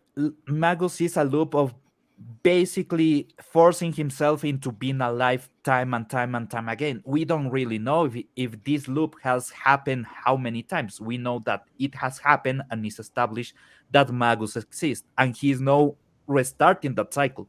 We don't know how many times. So Thanos is just interrupting that loop of life with death. I mean, Magus is even the effectively the god of the church of life. Yeah, because he is just that. He wants to live. That's his whole thing. Well, he's the leader of the Church of Self with a capital S, if you know what I mean. Yep. It's all about the self. It's all about no matter what happens, the self is most important. Your relationships to anything else other than the self are not important. I mean, the Magus is basically Ayn Rand in drag in many ways. Wow. Yeah, I was not expecting That is original. That's Yeah, that really is that's yeah, I would have never come with that one. Wow. Yeah. Of all the I wanted to get Kalabby to go, wow. You got it. That's I think it worked. especially your pronunciation of Ayn Rand as Ayn Rand really got me. That really kind of I think that's blew the my first mind right there. It's kind of ain't Rand, isn't it, Kalabby? It ain't Rand. Steve Ditko wouldn't have appreciated it, but okay, I did. Yeah, you know why I had to make the joke, man. You know why I had to make No, I didn't know. That's what I'm saying. It was totally unsuspected. That's why I like it. Nice job. No, but we are Okay. getting to a really interesting part of the story, man. Yes, we are. And you know what? I'm I gonna let do Hungry have Boy these have it with this one. What's up, Eric K? I see you there in the chat. Thanks for dropping in. Have at it, Hungry Boy. Okay, so now to be serious after I made the joke. Okay, so we're talking about, and like Pablo was talking and other people were talking about the use of the soul gem. The question here is to use the soul gem or not to use the soul gem. And this question actually shows Jim Starlin's appreciation of an elder great Hugo and Nebula award-winning science fiction and fantasy author, Michael Moorcock, and his creation of Elric, where going back to 1959 and 1960 and 1961, because Elric started out with short stories that later got collected into novels and then became novels after that. You had Moorcock having Elric having to choose whether or not to use Stormbringer, the black sword that steals souls and feeds Elric with it, and whether or not he could morally and ethically do that at any given point. And this is going back, like I said, to 1959. So Starlin is showing respect to these science fiction greats, showing respect to Moorcock, showing respect to Elric, and the Soul Gem is not a ripoff of Stormbringer and its sister sword, Mournblade, but it is an homage to it. It is a tip of the hat to it. Fair enough. Yeah. Yeah. Well done. I definitely agree, sir. For what it's And worth. Clubby's read some of the graphic novel stuff. Clubby's read some of the Elric comic book stuff. He knows what I'm talking about. Oh God, yeah, absolutely. Michael Moorcock was a nut job. Was an extraordinary writer. Yeah, nut job. But then at least his nut jobbiness, to make up a word for you, Clubby, his nut jobbiness. That's going to be a new word on Clobbering Time. Because the thing is, you can take that nut jobbiness, and that allowed P. Craig Russell to do such beautiful work in the interpretation. Oh God, yeah, beautiful. And yes, that's all I sir. got to say. Yeah. All right. Well, Clubby, sound off on your thoughts on this issue, and then it'll be Caster, then the common nerd.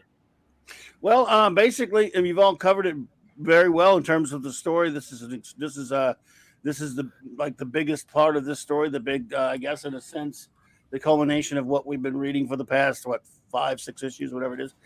Very well done.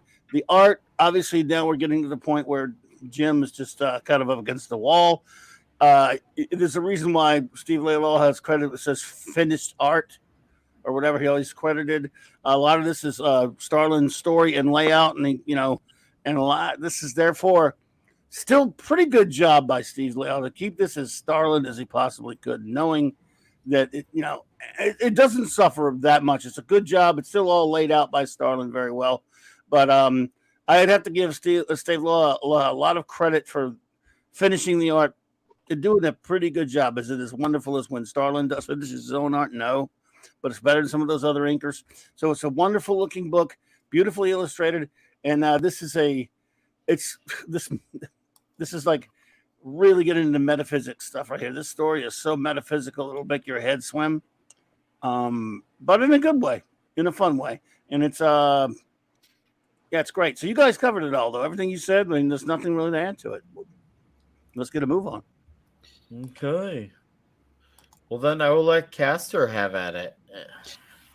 One of the things I do enjoy with this book, with this run here, is that the cast of characters who we've seen throughout all this is a lot of these really ultimately minor characters. I mean, yes, Thanos is here, but he's not. It's not like it's not a book that fell into the tropes of oh, we got to somehow work in Spider-Man, we got to sell the book. It's able to take its time and tell its story. This is something Jim Starlin was given the chance to do it, to sit down and tell the story he wanted to. Mm-hmm. And I mean, here you have sort of this reflection of Adam Warlock being forced into a place where where the idea is he's slowly being pushed back and planned to fall on, rely on the soul gem more and more to show a little hints of that, like, oh, you're slowly becoming more like Magus. Thanos pushed him.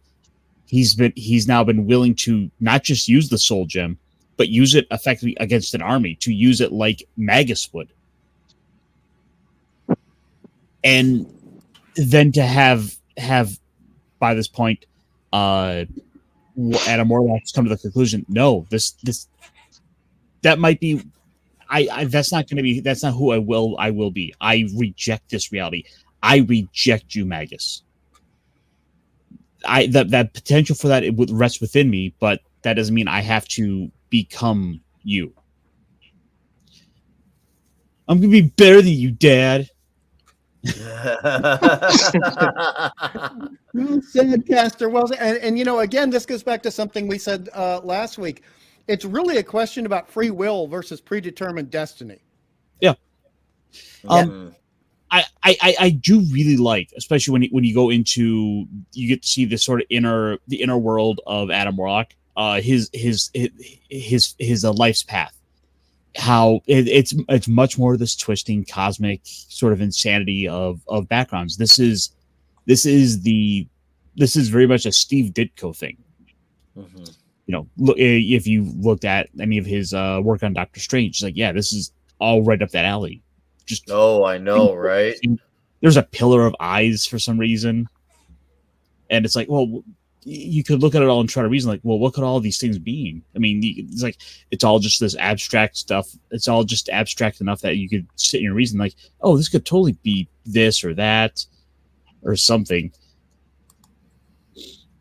And with characters like, the In-Betweener, they're just these really like zany out there characters who seem all powerful that you don't fully grasp, but in a way that's perfect though. Mm-hmm. They're not this clearly defined. They're not playing by our rules. Yes, and that's something and that's the beauty of comic books.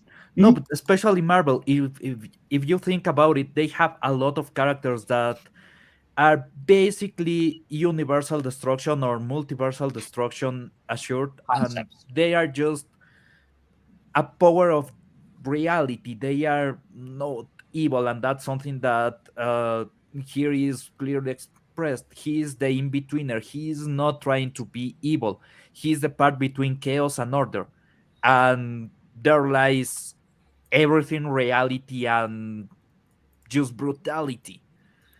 So that's what he stands for. He's not evil. He is not a maniacal tyrant that wants to destroy. He just exists. And by his existence, there's something so powerful.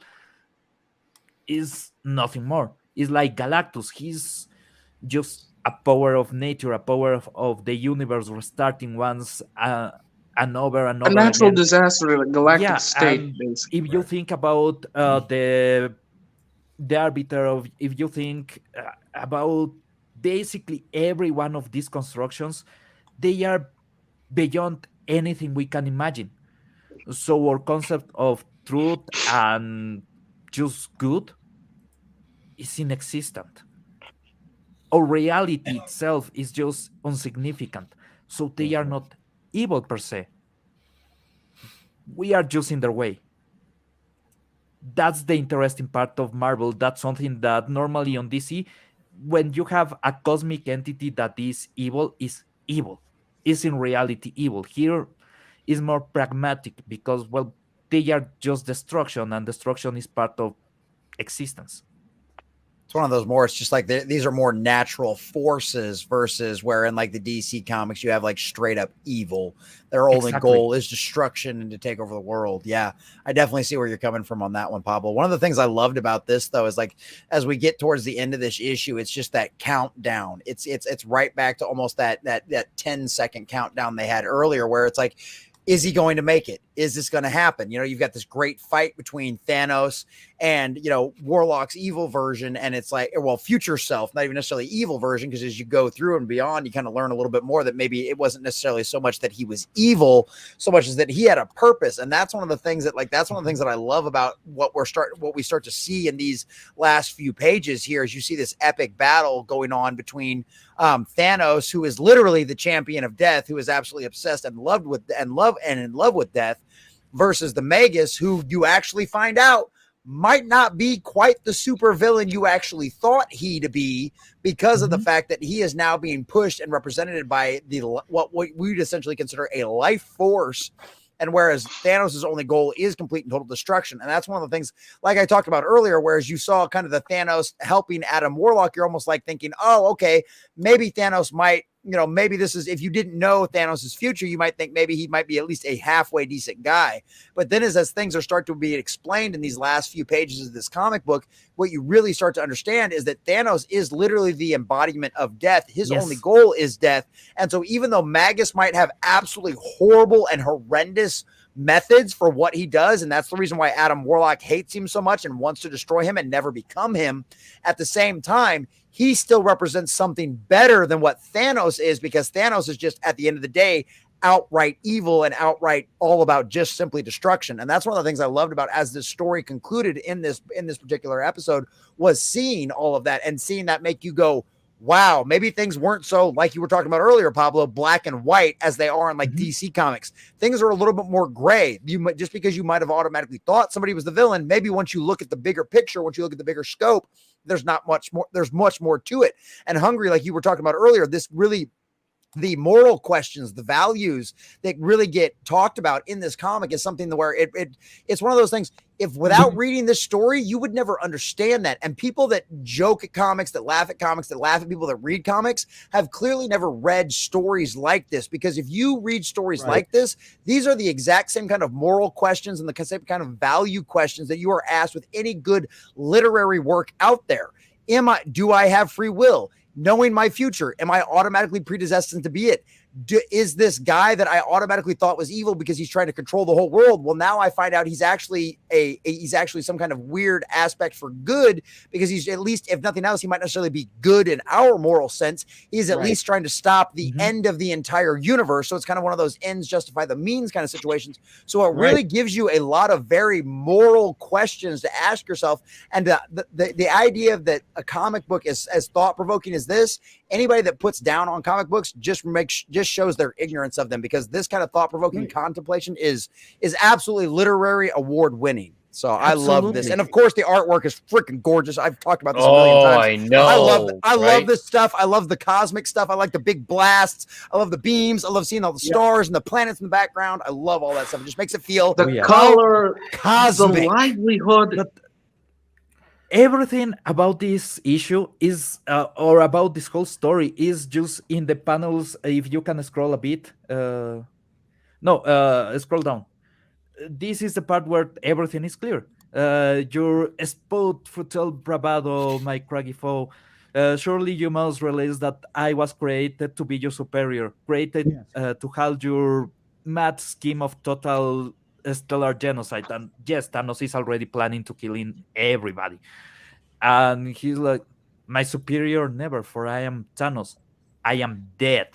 I am death. The MCU never had the guts to address this. I'm not gonna diss the movie stuff versus comic book stuff, because we're here to talk about the glory and the power and the juiciness of the comic books. But we all know that some people would be too scared to show this original proper iteration. No, the MCU is soft from the start. They'll never go the way of the comics. There's an universal constant that is displayed here. Is basically everything needs an end, and Thanos is the expression of that. I know it's supposed to be Lady Death, or Death. Sorry, Lady Death is another character, but here you can see that Thanos is the one that carries that wheel, carries that moment of the universe, that everything must die. And as you said, Pablo, and this is very important to remember, metaphysics are not necessarily adjusting science for science fiction. Metaphysics mixed with science fiction is great, but they are two separate things. And the glory of this issue and later issues, and what we later understand about Thanos, and what I really like about what Starlin does, is we are never quite sure whether he is perceiving death as a force, as an actual entity, or whether or not she is an actual entity. Thanos might be mad, and he is referred to in comic books as the Mad Titan, which Claudia, I believe, can attest to. Yes, it is true. Yeah. They even referenced that earlier in one of the explanations when they told Thanos' backstory in one of the earlier issues. That's exactly what they called him, was the Mad Titan. So they really set it up for you to think he wasn't any kind of good guy, even though this can't. Clobby, correct me on timeline, right? This all came out before Infinity Saga and all of that kind of stuff, right? Yes. Okay. I assumed as much, but you guys were there, so I wanted to make sure. So here is way more complicated. If you see, there's two constants being displayed: is Thanos dead and Magus life, and who is the one that is in between? And that's the joke of this issue. The in-betweener is fighting the one that is actually in between this. Adam Warlock. He is fighting for his life in the name of death. He is doing it by the plan of Thanos, by the will of Thanos. So he is going as an agent of death, but he's doing it to preserve his life, completing the process that Magus started. It's the perfect distraction. Yes. It was the perfect distraction, and it worked, because usually the Magus was always able to keep his eyes everywhere and anywhere, but Thanos was the perfect guy to get in his way and really actually have him be on alert. Okay, I have to take Thanos seriously. I can't have my attention elsewhere. Thanos was the perfect guy for that, and you see, because when he's getting into his fight with Thanos, he's committed to the fight. He realizes that, I claim to have more power than Thanos, but Thanos clearly still says, no, I can still go toe-to-toe with you. And Thanos obviously does put up a fight. And, well, his he may have sharpened his sight to what he needed to do. However, because he focused his viewpoint solely on Thanos, it ultimately became his undoing, as we see here. And you see the Magus's, his future, Adam's past, now becoming this thing, which is it really falls out into the next issue of how Adam handles all of this. But I'll say that for the next issue. But seeing it play out is it feels so fluid, and it feels so well paced, and nothing about it feels rushed or just like, oh man, this went way too ahead. It was just like, wow, this happened so naturally and organically. It feels the way the pages were transitioned. I can't imagine having to write this and condense it within anywhere between 18 and 22 pages. this had to have not been easy for Mr. Starlin and team. Well, you know, one of the things I loved about one of the last pages too was where when Magus finally disappears, you see that giant death skull inside of inside of that mouth, and you're like, and that's one of those things that because we'd already read the Infinity Gauntlet thing, that made me immediately think of Mistress Death. But it was just, I loved how they showed that he was dying, and to me, when I saw these pages, it almost felt like he was being consumed by Thanos in this process, even though I know that wasn't directly what was going on. It was just Thanos' action that caused him to disappear. But I loved how they put that there, have the skull inside of his mouth like that. Technically, he's consuming him in a way. He made Adam Warlock into the perfect tool to kill him, right? Puppet. And yeah, Puppet, basically he has turned Adam Warlock into a puppet, convinced him of suicide and everything, right? So yeah, he has consumed the mind of Adam Warlock, turning him into a being that basically kills Magus. He is consuming the origin of Magus into killing Magus. So This yeah, is a he's great consuming point, himself. Pablo. Great point. Consuming, yep. If you don't mind, I got to ask Claudia a question here based off of your statement, which is so perfect. And Claudia, do you think at this point in this comic book story arc that Adam Warlock on Thanos was in any way pushed, filed, stamped, indexed, briefed, and debriefed? Or numbered? I know it's a prisoner joke, but was there a question? No. Honestly, I feel it's leading up to. I think that again, Starlin was seeing a whole bunch of stuff on public television, and it was feeding into his appreciation of all these things. Well, sure. And so, yeah, he's going into the metaphysics. But and I think you mentioned it last week when you were looking at the trial scene. Very prisoner. Last week, and I think there's a lot of appreciation for the prisoner in Starlin's head as he's coming up with this stuff.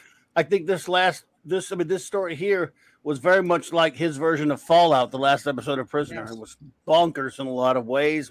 You know, all that metaphysics about himself being the good and the bad and all that kind of stuff. Like I said, it's definitely, there's no question in my mind that, you know, the Prisoner had only been around a couple of years at that point, a few years, and it was big. Yeah, it was a huge influence on him. No question about it. He used it well. Am I not dark side? Am I not death? I loved how that summed up all of that, because that just reminds you that yes, Thanos is still the bad guy. Yep. Oh yeah, after all this too. Yeah, and I love the contrast here of when he sees the matriarch. Right. And it's just like life is just normal here at Homeworld. It's like, and now he sees what happens when the things were undone. The future is undone. Whereas it's not like changing the past. He changed the future. So it's the consequences maybe aren't as substantially great, but it's just like she's just living life as normal. And Pip's just happy because he's just like, okay, hey, I want to get to a bar because I want to enjoy some glasses. It's a great segue into what happens for the next issue. Oh, yes. Because that's a very entertaining issue, because it's definitely a contrast issue, but a much needed palate cleanser. But before we go on to our palate cleansing final issue, Eric K for $2. Sorry, Eric. Thank you for being patient. If you're still there, you are still there. I see in the chat. Ellen Richardson would make the perfect Adam Warlock. Well, he definitely would look a lot more like him. That's for sure. He's definitely a shredded dude. He's definitely seems like someone, if he was given good material, who could do a decent job. I don't know if I'd say he'd be perfect, but I could see him being a solid choice who could at the very minimally get the job done. He'd look more like him. He would definitely look a lot more, especially like he's got like brownish blonde, dirty blonde hair. He could grow it out a little. Oh yeah, and then put on an actual red and yellow suit. Yeah, he'd rock. I could see him with the suit. I could, if they actually made him look at the character. Yeah, that's one of the things that after reading this, after going through these comics, that's one of the things that made me really wonder why they picked that particular actor, because he's actually got kind of a very much a baby face. It's almost kind of bulbish, whereas like Adam Warlock's features are all that's literally strong. the guy's MO in almost every movie he's on. He's the little kid. Right, and I'm like, that doesn't make From the any sense government. for Adam Warlock in any way, shape, or form. He's supposed to have a little bit more of the mind of, not, I wouldn't say a child, but it's more, someone immature. But he's supposed to be a someone fully beyond formed life. man. Yeah, he's supposed to. Yeah, He was. You know who just would have been born- a great Warlock? And pretty much any other cosmic character in general? David Bowie. That guy would have been perfect for any. David Bowie. I don't see him. Maybe there's a no. couple of characters. Listen to me for a second. David Bowie in the gym putting on like 40 pounds of muscle. Yeah, there I can see him. The issue with David Bowie is not that he don't look. Even the face is actually perfect because of the pomules and everything. His Either face is Warlock really sharp. or Kang. Yeah, No, dudes, no. it's all about Rutger Hauer at age 28 back in 1978. You know, wait. This is the character that I will have love for David Bowie. Loki. Just Loki. His bones don't are need- too tiny. That's what I'm saying. He needs to hit the gym for 3 months, put on like 40 pounds I of know, muscle. but He could have done Loki- it. Loki is not hyper muscular. The original Loki was pretty skinny. Yeah, actually. it was. Yeah, that's slim. true. It was That's a good really point. slim. So, but he had that way of acting, that way of being, that he was all flamboyant and overly excited, and his softness, but at the same time, you felt like he was hiding something really dark, because David Bowie was great like that. So him acting as Loki would have been just a delight.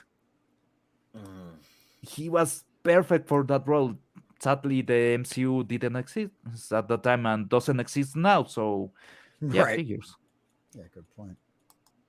Man, he would have been great. Yes. So, guys, are we ready for a final issue? Number Warlock 12. Oh, yeah. number 12. The palate Yeah. cleanser. Because To be honest, I don't remember this one, but this is fun. This one's fun. This is Oh, a this is Troller's a Tale. very fun This one's issue. so and much my it- fun. first it's instinct definitely is more- why is Go ahead. Craven the Hunter trying to kill Pip? Pablo, good point. Well, he's a hunter, so he's got to go Nice. after specific things. He's also Russian, so there's probably something there. Maybe the Blue Lady was a Russian fan before going Troll fan, so yeah. Let's just say she went to the smaller side and she liked it. I have no idea what this issue is, so I'm here for the ride. Let's Okay, enjoy this. cool. Dope. And welcome, Bunch of Tanya bitches. Asved. Hey. So, Tanya. well, like this issue, as I mentioned earlier, before we officially segued, it's obviously a palate cleanser from the seriousness, the epicness, the grandioseness of everything else. And this issue is Pip the Troll mainly with a side order of Adam Warlock, to go. Mhm.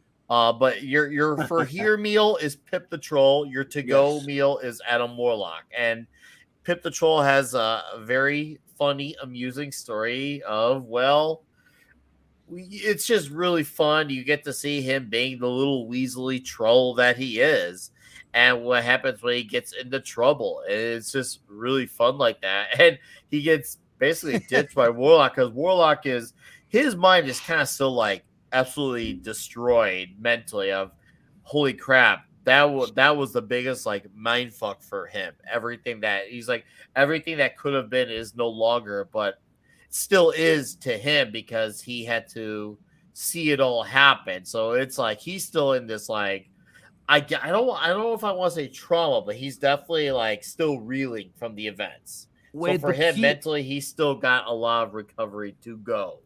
No, he I think- actually I got think- the drink. Right. In the final panel of the previous issue, he is just like, I need a drink. Oh yeah, he does. He got the drink. But then he goes Great. off, Right. And then he goes runs off. right away. Yeah. No, Here, I love that too. It's like even Adam Warlock's just like it, and I think trauma is actually a good description for it, Nick, because it really is. I mean, you can think about it. This is an existential crisis on another level. You just literally stopped yourself you just saw your future self, which was a person you didn't like. you literally teamed up with basically the devil, essentially, and Thanos to defeat your future self. So that way you would have to become it. I mean, you talk about an existential crisis beyond belief. That's serious trauma right there. I mean, you're looking into the mirror of all of the darkness inside of you. And like he saw that too, like in that scene where he actually ends up using the soul gem to wipe out all those soldiers. And even, the Magus even comes in and goes, ha, there I am. I can see myself in you. It's still going to happen. And I mean, and then after that, he defeats him and it's all gone. And now he's like, what the hell do I do? Holy crap, that's heavy. That's heavy. Don't forget the part where he actually killed himself. Right. Yeah. He Literally absorbed suicide. himself. Yeah, literally. Yeah, in the strangest way possible, like suicide by literally looking at yourself and killing yourself. Like, well, technically absorbing yourself. He literally absorbed his own soul, his future soul, into the stone and into the mind. That's just insanity. And Philip, that's actually everything that makes great Infinity Gauntlet. Because Adam is always thinking if he is the bad one, if he is the bad guy, because he never rules himself out of the equation. He questions himself. No matter what happens, he still questions himself. And that takes a lot of humbleness to do. Yeah. Because you always gotta wonder, because you can go overboard, and it could be from a place of unintentionality to go overboard, but he has to remind himself to keep himself in check. That, am I doing the right thing? Is this good? Is this bad? And that, that's a very modest. He's not. I wouldn't call him exactly a hero, but he's someone who's trying to do his best at doing the right thing. Well, and that's one of my favorite parts about going through this Adam Warlock series that we've been going through and reading about this and learning that is because that's something you don't see in a lot of modern heroes. This is a guy that is constantly questioning himself, constantly going, am I the good guy or not? And that's something that I think all of us deal with in our lives on a daily basis. Am I doing the right thing? Am I being a good person? And I think that's something that's more relatable than any story in the modern era. And this is something that I love about going back and revisiting these classics because they understood Dude, that. watching two hobos fight in the middle of the street is more relatable than any story today. I just want to compliment. I just want to compliment the authors from back then more than anything else. I love that, and I love all of this. The fact that Pip got out of this by tricking the chick that he'd slept with the night before, by tricking Big Mama into going, look, honey, we still need to have. Yeah, it was just the booze, baby. That's the only reason I was saying things. Oh, well, I'm gonna smash your nose in.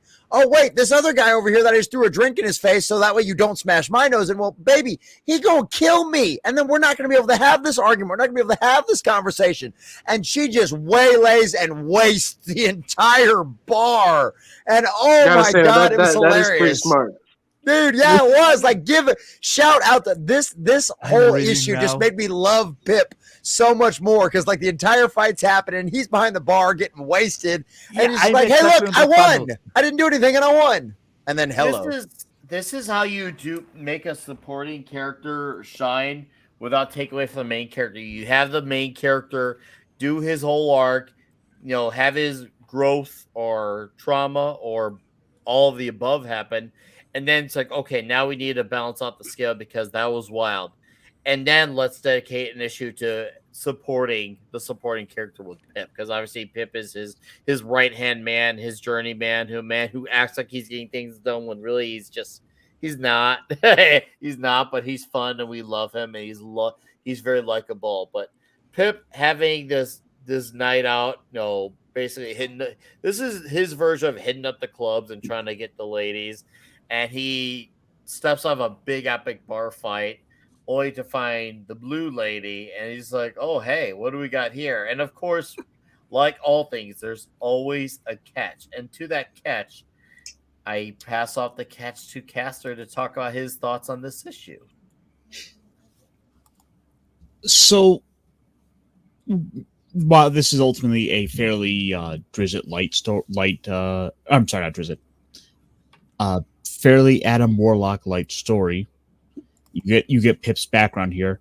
Actually, what I was thinking about was a book I had finished up reading this week. It was one of the Dungeons and Dragons novels, and one of the most prominent characters in the franchise is this drow ranger named Drizzt Do'Urden, who is really similar to Adam Warlock. And I was just kind of thinking about that as we were kind of sitting here talking, that, you know, he too also coincidentally has his own little half man that travels along with him, much like Pip the Troll.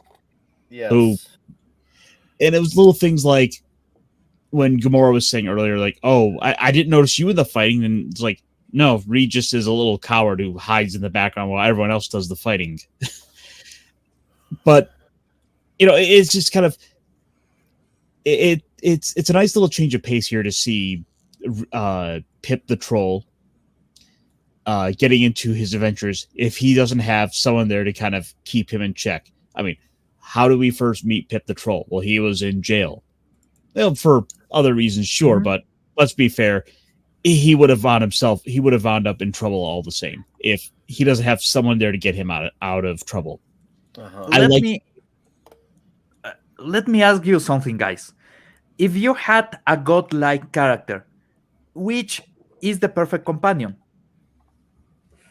A drunken alcoholic. An Party and absolutely dumbass. useless guy, because, well, you have somebody that can literally use the powers of a god. You need somebody that is even more than relatable, somebody that can be in a lower position than you, so you can understand things from a perspective that is really mundane. And Pip is absolutely the definition of mundane. So yeah, he's a great companion. He's the best companion for Warlock because he's basically the everyday guy, but he's drunk. So the everyday guy, yep. So what you're trying to say, Pablo, is we can all relate to him, is what you're saying. Yeah, he's our lowest point.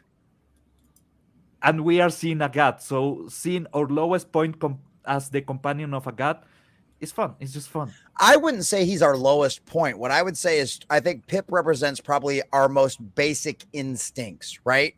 Pleasure, having a good time, all of that kind of stuff, which is, like you said, a direct difference between him and Adam Warlock. Whereas Adam Warlock is very much, he's doing his best to try to be a good person, to try to do the right thing, to try to save people. Whereas Pip's just like, dude, I'm just trying to have a drink and get laid, man. Like, I just want to survive the day so I can go back to partying. You know, and like we all understand that, we all represent that, but it's like it's and like you said, it's a great balance. Having those two together is perfect because it's like you've got, okay, what we're supposed to be doing every day as good grown adult human beings that are good functioning members of society versus what we want to do, which is we just all love to just lay around and get wasted all day long and, you know, have sex. You know, it's like, why wouldn't you want to do that if that was your option? But we also know that all comes with consequences.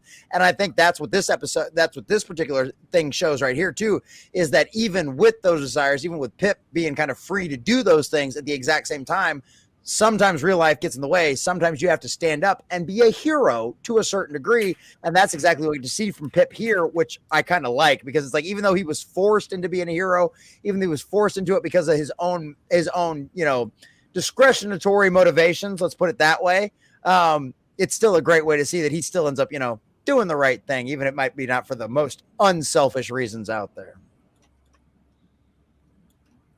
Well said, Common Nerd. Hungry Boy, sound off on your thoughts.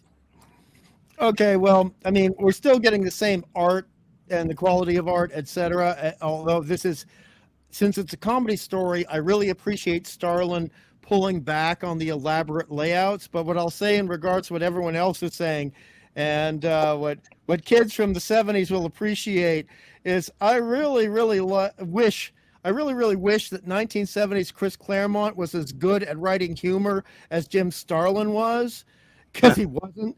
And later on, Pip the Troll, he gets recreated in television as Rick from Magnum P.I., and he's a soul brother to Angel in the Rockford Files in this story. Clobby gets it. Wow, wait a minute. I need to backtrack on that. Pip the Troll and when? What? Where? Oh no! I mean, Pip the Troll here is the comedic sidekick who's getting into basically trouble. He's like Angel. Okay, yeah, from Rockford Files. Wow, man, I love it. You know, Angel's got a good heart, but he's going to give in to his baser instincts. No, it works. I never wouldn't even thought of it, but that works. And later on in Magnum PI, I mean, Rick is pulling some shady crap in Rock Right. in Magnum PI. Yeah, And- yeah. Oh, yeah. And the whole thing is that this all works in all of these, like Warlock and Rockford and Magnum, because the people writing the characters actually get what humor is, which we lose in comic books later on down the line. Yes, yes. I mean, again, such a heavy series so far. To have it interrupted with a nice bit of fun with Pip was perfect. Yeah, I agree with you, HB, that the art was again, there were some pages you can tell there was layouts by Starlin where Steve had to go in there and do most of the work, but he does a decent job though. I And agree. he fixed it up nicely. Just a fun issue. There's not much you can say more about this. You get to learn Pip's origin.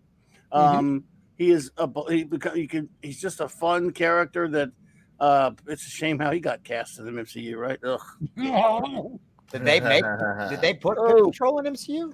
Oh yeah. Yeah, the end of Eternals, and he's Oh, not Pip the God. Troll. Oh, okay. I never saw it. No. The MCU is gonna butcher that character because this is freaking Disney. They don't know how to have fun. Casting's horrible. They already did. Oh God! Yes. I didn't Freaking realize Patton that. Oswald, man. Who the hell hired that serious? douche? No, Oh the worst my part is at the God. end of Eternals, they show Star Fox, and I was like, motherfucker. Harry no, you bring fucking Star Fox. Styles, bro. No, you had Infinity War, you had Endgame, and no, you bring Star Fox. You fucking assholes. Sorry. I'm so glad I didn't. Let's be honest, waste who my gives a time crap with about that damn movie. Star Fox story without Thanos? Well, that's the thing about all of this kind of stuff. That's the problem with all of this stuff. Adam Warlock doesn't matter because it's post Infinity Saga. You know, Pip doesn't matter. None of these guys matter. Nothing matters. No. I'm Seriously, not, me taking a Let's dump in the middle of the street matters more than anything going forward. Right, but let's concentrate on the happy comic stuff tonight. This comic Let's is a lot enjoy of the fun. good stuff. Yes, absolutely. Yeah, this issue is a respite from the heavy stuff, like Nick had mentioned earlier. And Although I'm not joking, I bet I can get 20 guys to pay me $100 to take a dump on the street more than the MCU can get if people go watch a movie. Dude, Can you it's really? the internet. Go to Fiverr, enjoy your money. You should film that with your phone and put it on TikTok when it happens. There you go. There you go. Oh God, no TikTok, please, no TikTok. So, all right, carry on, Clubby. Oh no, that's all. There's not much to say about it. Everyone said pretty much it. It's a lot of fun. We get to see Pip's origin. Nice job by Starlin.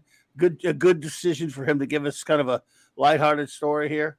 So I thoroughly enjoyed it, even if we did have to see Eros at the end there. Star Fox. Right. Yep. The cliffhanger. Yes, we do get to see the brother, the Star Fox, Eros, of Titan, and it's a nice solid ending. It's like, oh hey, here's another major player, and the way they introduce these characters, like when you usually introduce as many characters, you're thinking, man, are they gonna be able to pull this off? Because it can be a little bit much. It can come out bloated, but the way they all come in naturally throughout the story, it feels right. It doesn't feel overwhelming. Yeah. It does not feel overwhelming. You could, especially for me, since I was a newer reader to this, I didn't feel overwhelmed by any of it, even though I didn't have any accessibility, not any context. I was able to understand all these characters and still be able to remember them, distinct them, and just say, okay, this is what's going on. I can follow this. And that's once again the formula of writing comics back then. We can actually introduce this many characters, familiar or non, and you'd still be invested in the story. Well, and I think a lot of it has to do with the way they introduce them too, right? Because it's not like this thing where you have these guys where they're just there and you're automatically supposed to know them. Like you see in some of the other stuff. It's like, this is one of those, it's just you from the shadows, like from the shadows alone, like with this guy in particular, from the shadows alone, you kind of get some kind of idea of who he is. And then when they introduced him on the last page, you're like, you understand exactly who that guy is, even though he had almost no time on screen in the comic. Like he had no time on the page in the comic, really, but the very subtle hints that you get from him give you a lot of insight into his character. And that's something that these classic writers were so very good at doing.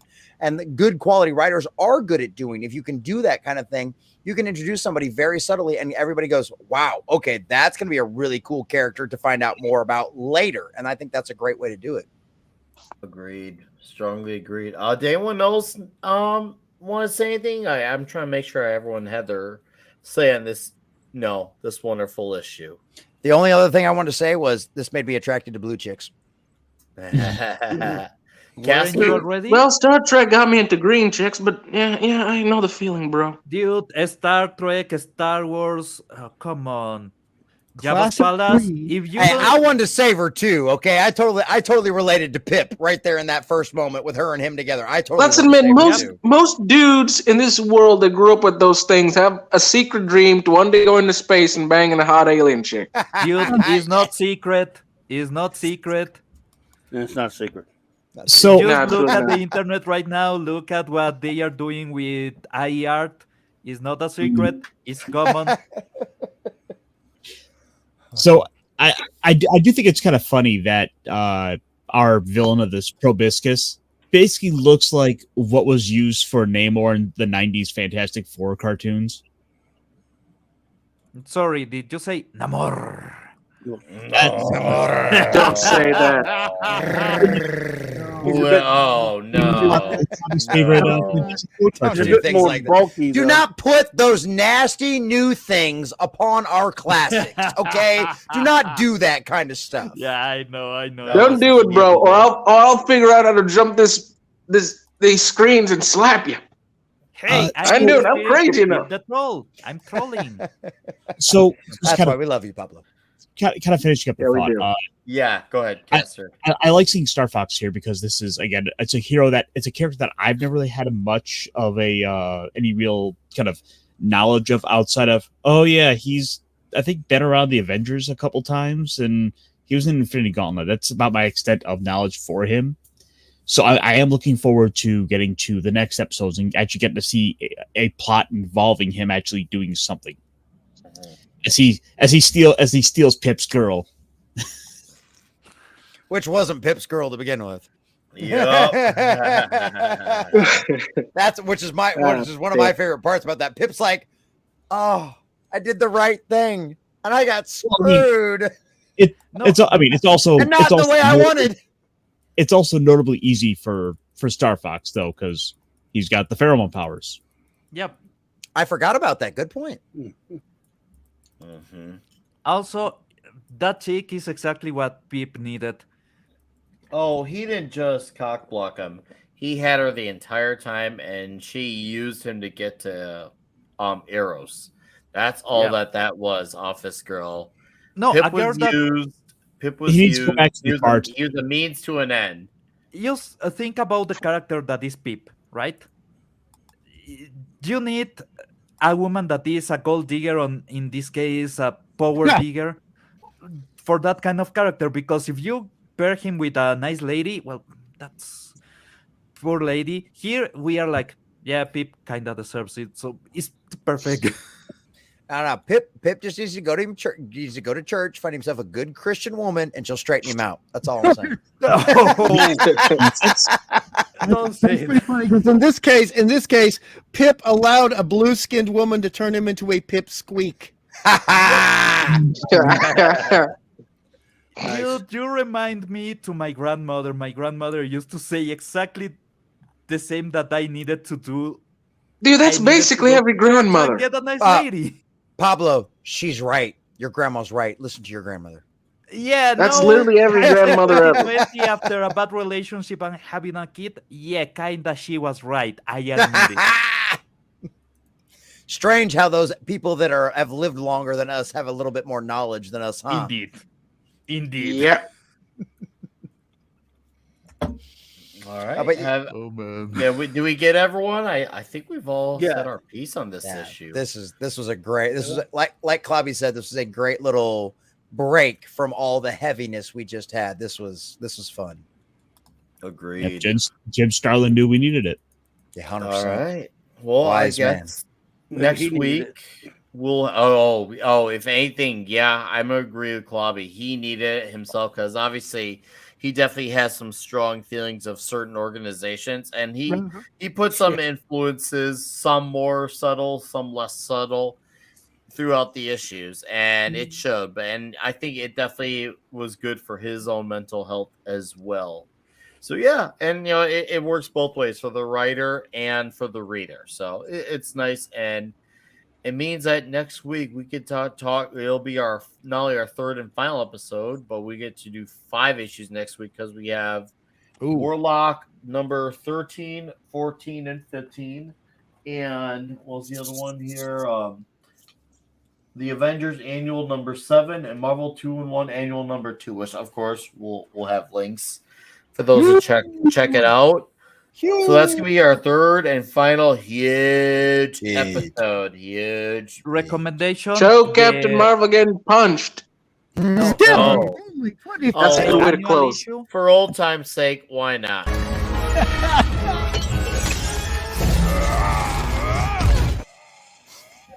God, still so satisfying. It really is. 4 years later, it's still amazing to watch. It really is. I got a soft cover copy too, TZ. But anyways, guys. Yes, next week, Hungry Boy, if you want to come on for the third and final episode, you're obviously welcome. Just letting you know, no pressure if you can't. I just want to acknowledge that because, well, how can you not? For real. And yeah, we will get your link, Common Nerd. I should have you tagged in the description as well. But actually, yes, I do have you tagged there. But anyways, guys, this is gonna be the part where we call it a night in the chat. But I want to thank you all for hanging out with us. Eric K, thank you for being here, being a wrench of service, and to you super chatters, thank you. And for those who were dropping in to get some knowledge, and hopefully you liked what you heard and you come back for more. And for our frequent faces, thank you as always for supporting the show. Yes, we'll be back next week for the final episode. And on my channel, I will have a video talking about the Razor Fist situation for Ghost of the Badlands. And of course, I will have a video called in a few days, hopefully by Monday, called Heavy Metal is Always Diverse. So 1 comic video, 1 music video. And Toxic Tuesday, we are talking Death Wish. Ooh. So that's a good one. Be ready to explode. You mean the original uncut one? Dude, Charles Bronson. not Bruce Hell Willis. yeah. This improver. Wait, who was Yeah. the new guy that was the one that did the last one? Was that Bruce Willis? What was the one that I don't talk. I like Bruce Willis, but I don't talk about that movie. fair. No disrespect. No disrespect to Bruce Willis. Yeah, I saw it. Could barely remember any of it. Yeah, I never even watched it. But anyway, I was thinking of Death Proof anyway. Anyways, I should probably fix that page. Yes, Death Wish, and of course I'm on Yelling at Park Cars and Thursday Night Throwdown Comics Division, Midnight's Edge After Dark, which obviously next week when I'm on TNT, most of the guys will be in Vegas, so I'll get to talk to them from Vegas. And yeah, that's what's going on my channel. I'm gonna let these guys plug their plugs. You're going to Vegas? I will not be. I will be head to Dallas in June. Oh, gotcha. If anyone heads to Dallas in June, I'll be around for that. Sweet. So, with that, All right, ladies and gentlemen, you know me, you know I am. I'm Fenrir the Ice Wolf, the laziest black man to ever live since Uncle Remus. And I need you to subscribe to my channel and follow me on Twitter. Why? Because I want to. What did I do to earn it? Basically nothing, but come on, this society of black guy doesn't need to do anything to get power. Do it or you're a freaking racist and a very transphobic person because I identify as Lord and King. If you don't, you are freaking evil. You monsters. You better subscribe and give me power. Do it now. How Still though, freaking love you guys. You know who I am. yada yada yada yada, all that crap. Yeah, subscribe and Common Nerd. I'm still waiting on the invite. I'll have you on soon enough, Fenrir. I just got a lot of special guests coming on the next few weeks, so trust me. I'll have All you right on then. again. All right, I I'll keep you promise up on that. I will. Now, good night to y'all. Don't get Bye, drinking unless you know you can drive well, and don't do drugs, kids, unless it's medical marijuana. Here, here. All right, buddy. right. It's supposed to be Thank you, medical. Fenrir. I love you, Pablo. Okay, tomorrow, Midnight Search Español, Jonathan Majors got himself, let's say, cancelled. So, yeah, we are gonna talk about that. We are gonna talk Bamboozle about is the better word. dude, cancelled. Come. Okay, I know it's a bad joke. It's a bad joke. I admit it. It's a bad joke. No, but yeah, we are talking about that. We are talking about all the craziness at Disney because, well, no, they are trying to do low income housing. That I have been saying that they are doing that for the past 4 years. It's not something new. It's a plan that they already had. They were talking about it. Now they have artificial intelligence to manage the houses. That's everything that changed. But the plan is exactly the same. It's just a way to handle your data in ways that Amazon can't because Amazon doesn't know when you fart in your house. They will. They will. Enjoy knowing that. And yeah, basically, we are talking about the craziness on Disney. So come hang around, and maybe I will even have a time to say we have Matalas. Matalas insulted Kurtzman inside of Star Trek. There's a direct insult. That was great. I appreciate that. This is still shitty Trek because, well, it's Not hard. Star Trek. Yeah, but Well, you can always paint Matalas, shit with gold, but it's still shit in the end. yeah, Don't get Clobby Matalas, started. you are a good guy. You are a great guy. You know exactly what you did, and I respect that. It was a deep cut. I hope Kurtzman feel it all his life. I Here, enjoyed that. here. Yeah, I didn't see Other it. than that, man, it has been great talking. I have been waiting to talk about these issues as Infinity Gauntlet. So finally, finally, I can get this out of my chest without spoiling the shit out of this show. So, this was relaxing. I enjoyed so much, and brother, I'm really happy to be here. 95 episodes. We are almost 100. So close. I'm definitely probably gonna get drunk for episode 100. I'm Just- opening Hell a For yeah. 100, there's a huge odd I might reveal my identity to the public. Ooh. Nice. It's gonna be a crazy night.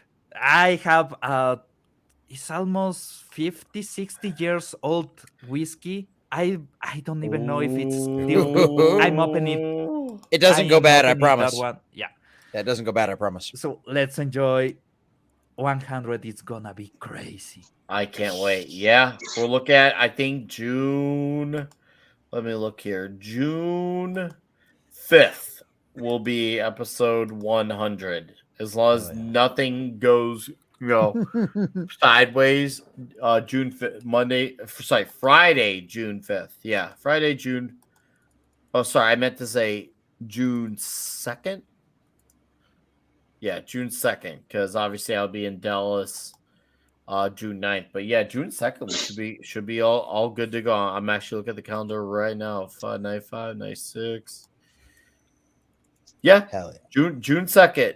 June 2nd is episode 100, unless otherwise is stated. But yeah, that's the one. Pablo, let's keep it going, man. 5 more to go. Thank you as always, sir. And of course, the man who comes up with the thumbnails and all the wonderful ideas for this show, the ultimate dungeon master. Caster.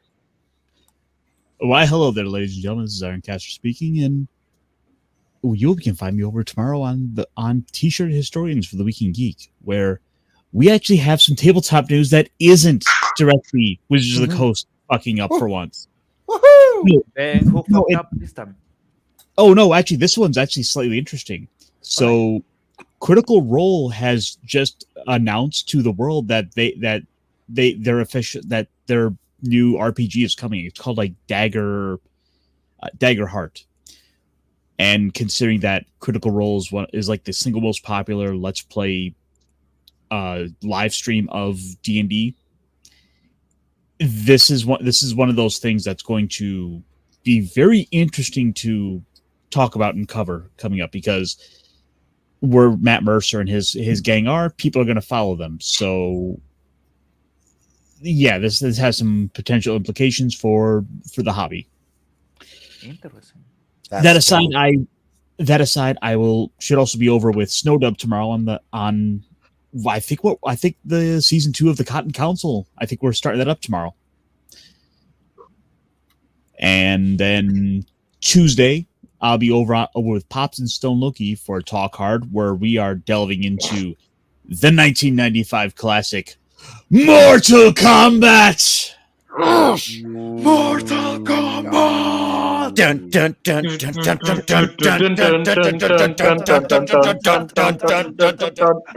dun. Yes. So fun. I like it. Yeah, I I'm all like over it the a place. lot. Kind of depends on if I can get links, if I have the time. Yeah. Check me out on social media. Wait, are you gonna do Mortal Kombat 1 or also the sequel? Oh no, we're just doing the first one. Nobody wants to talk about Shame. I mean, look, Annihilation is meme worthy at times. Yes, it is. Yeah, it is. Beat what is Especially how essentially- Johnny got out. It is- Oh, God. But the thing is, though, it's kind of hard to top what is effectively Enter the Dragon with dudes throwing fireballs. Yes.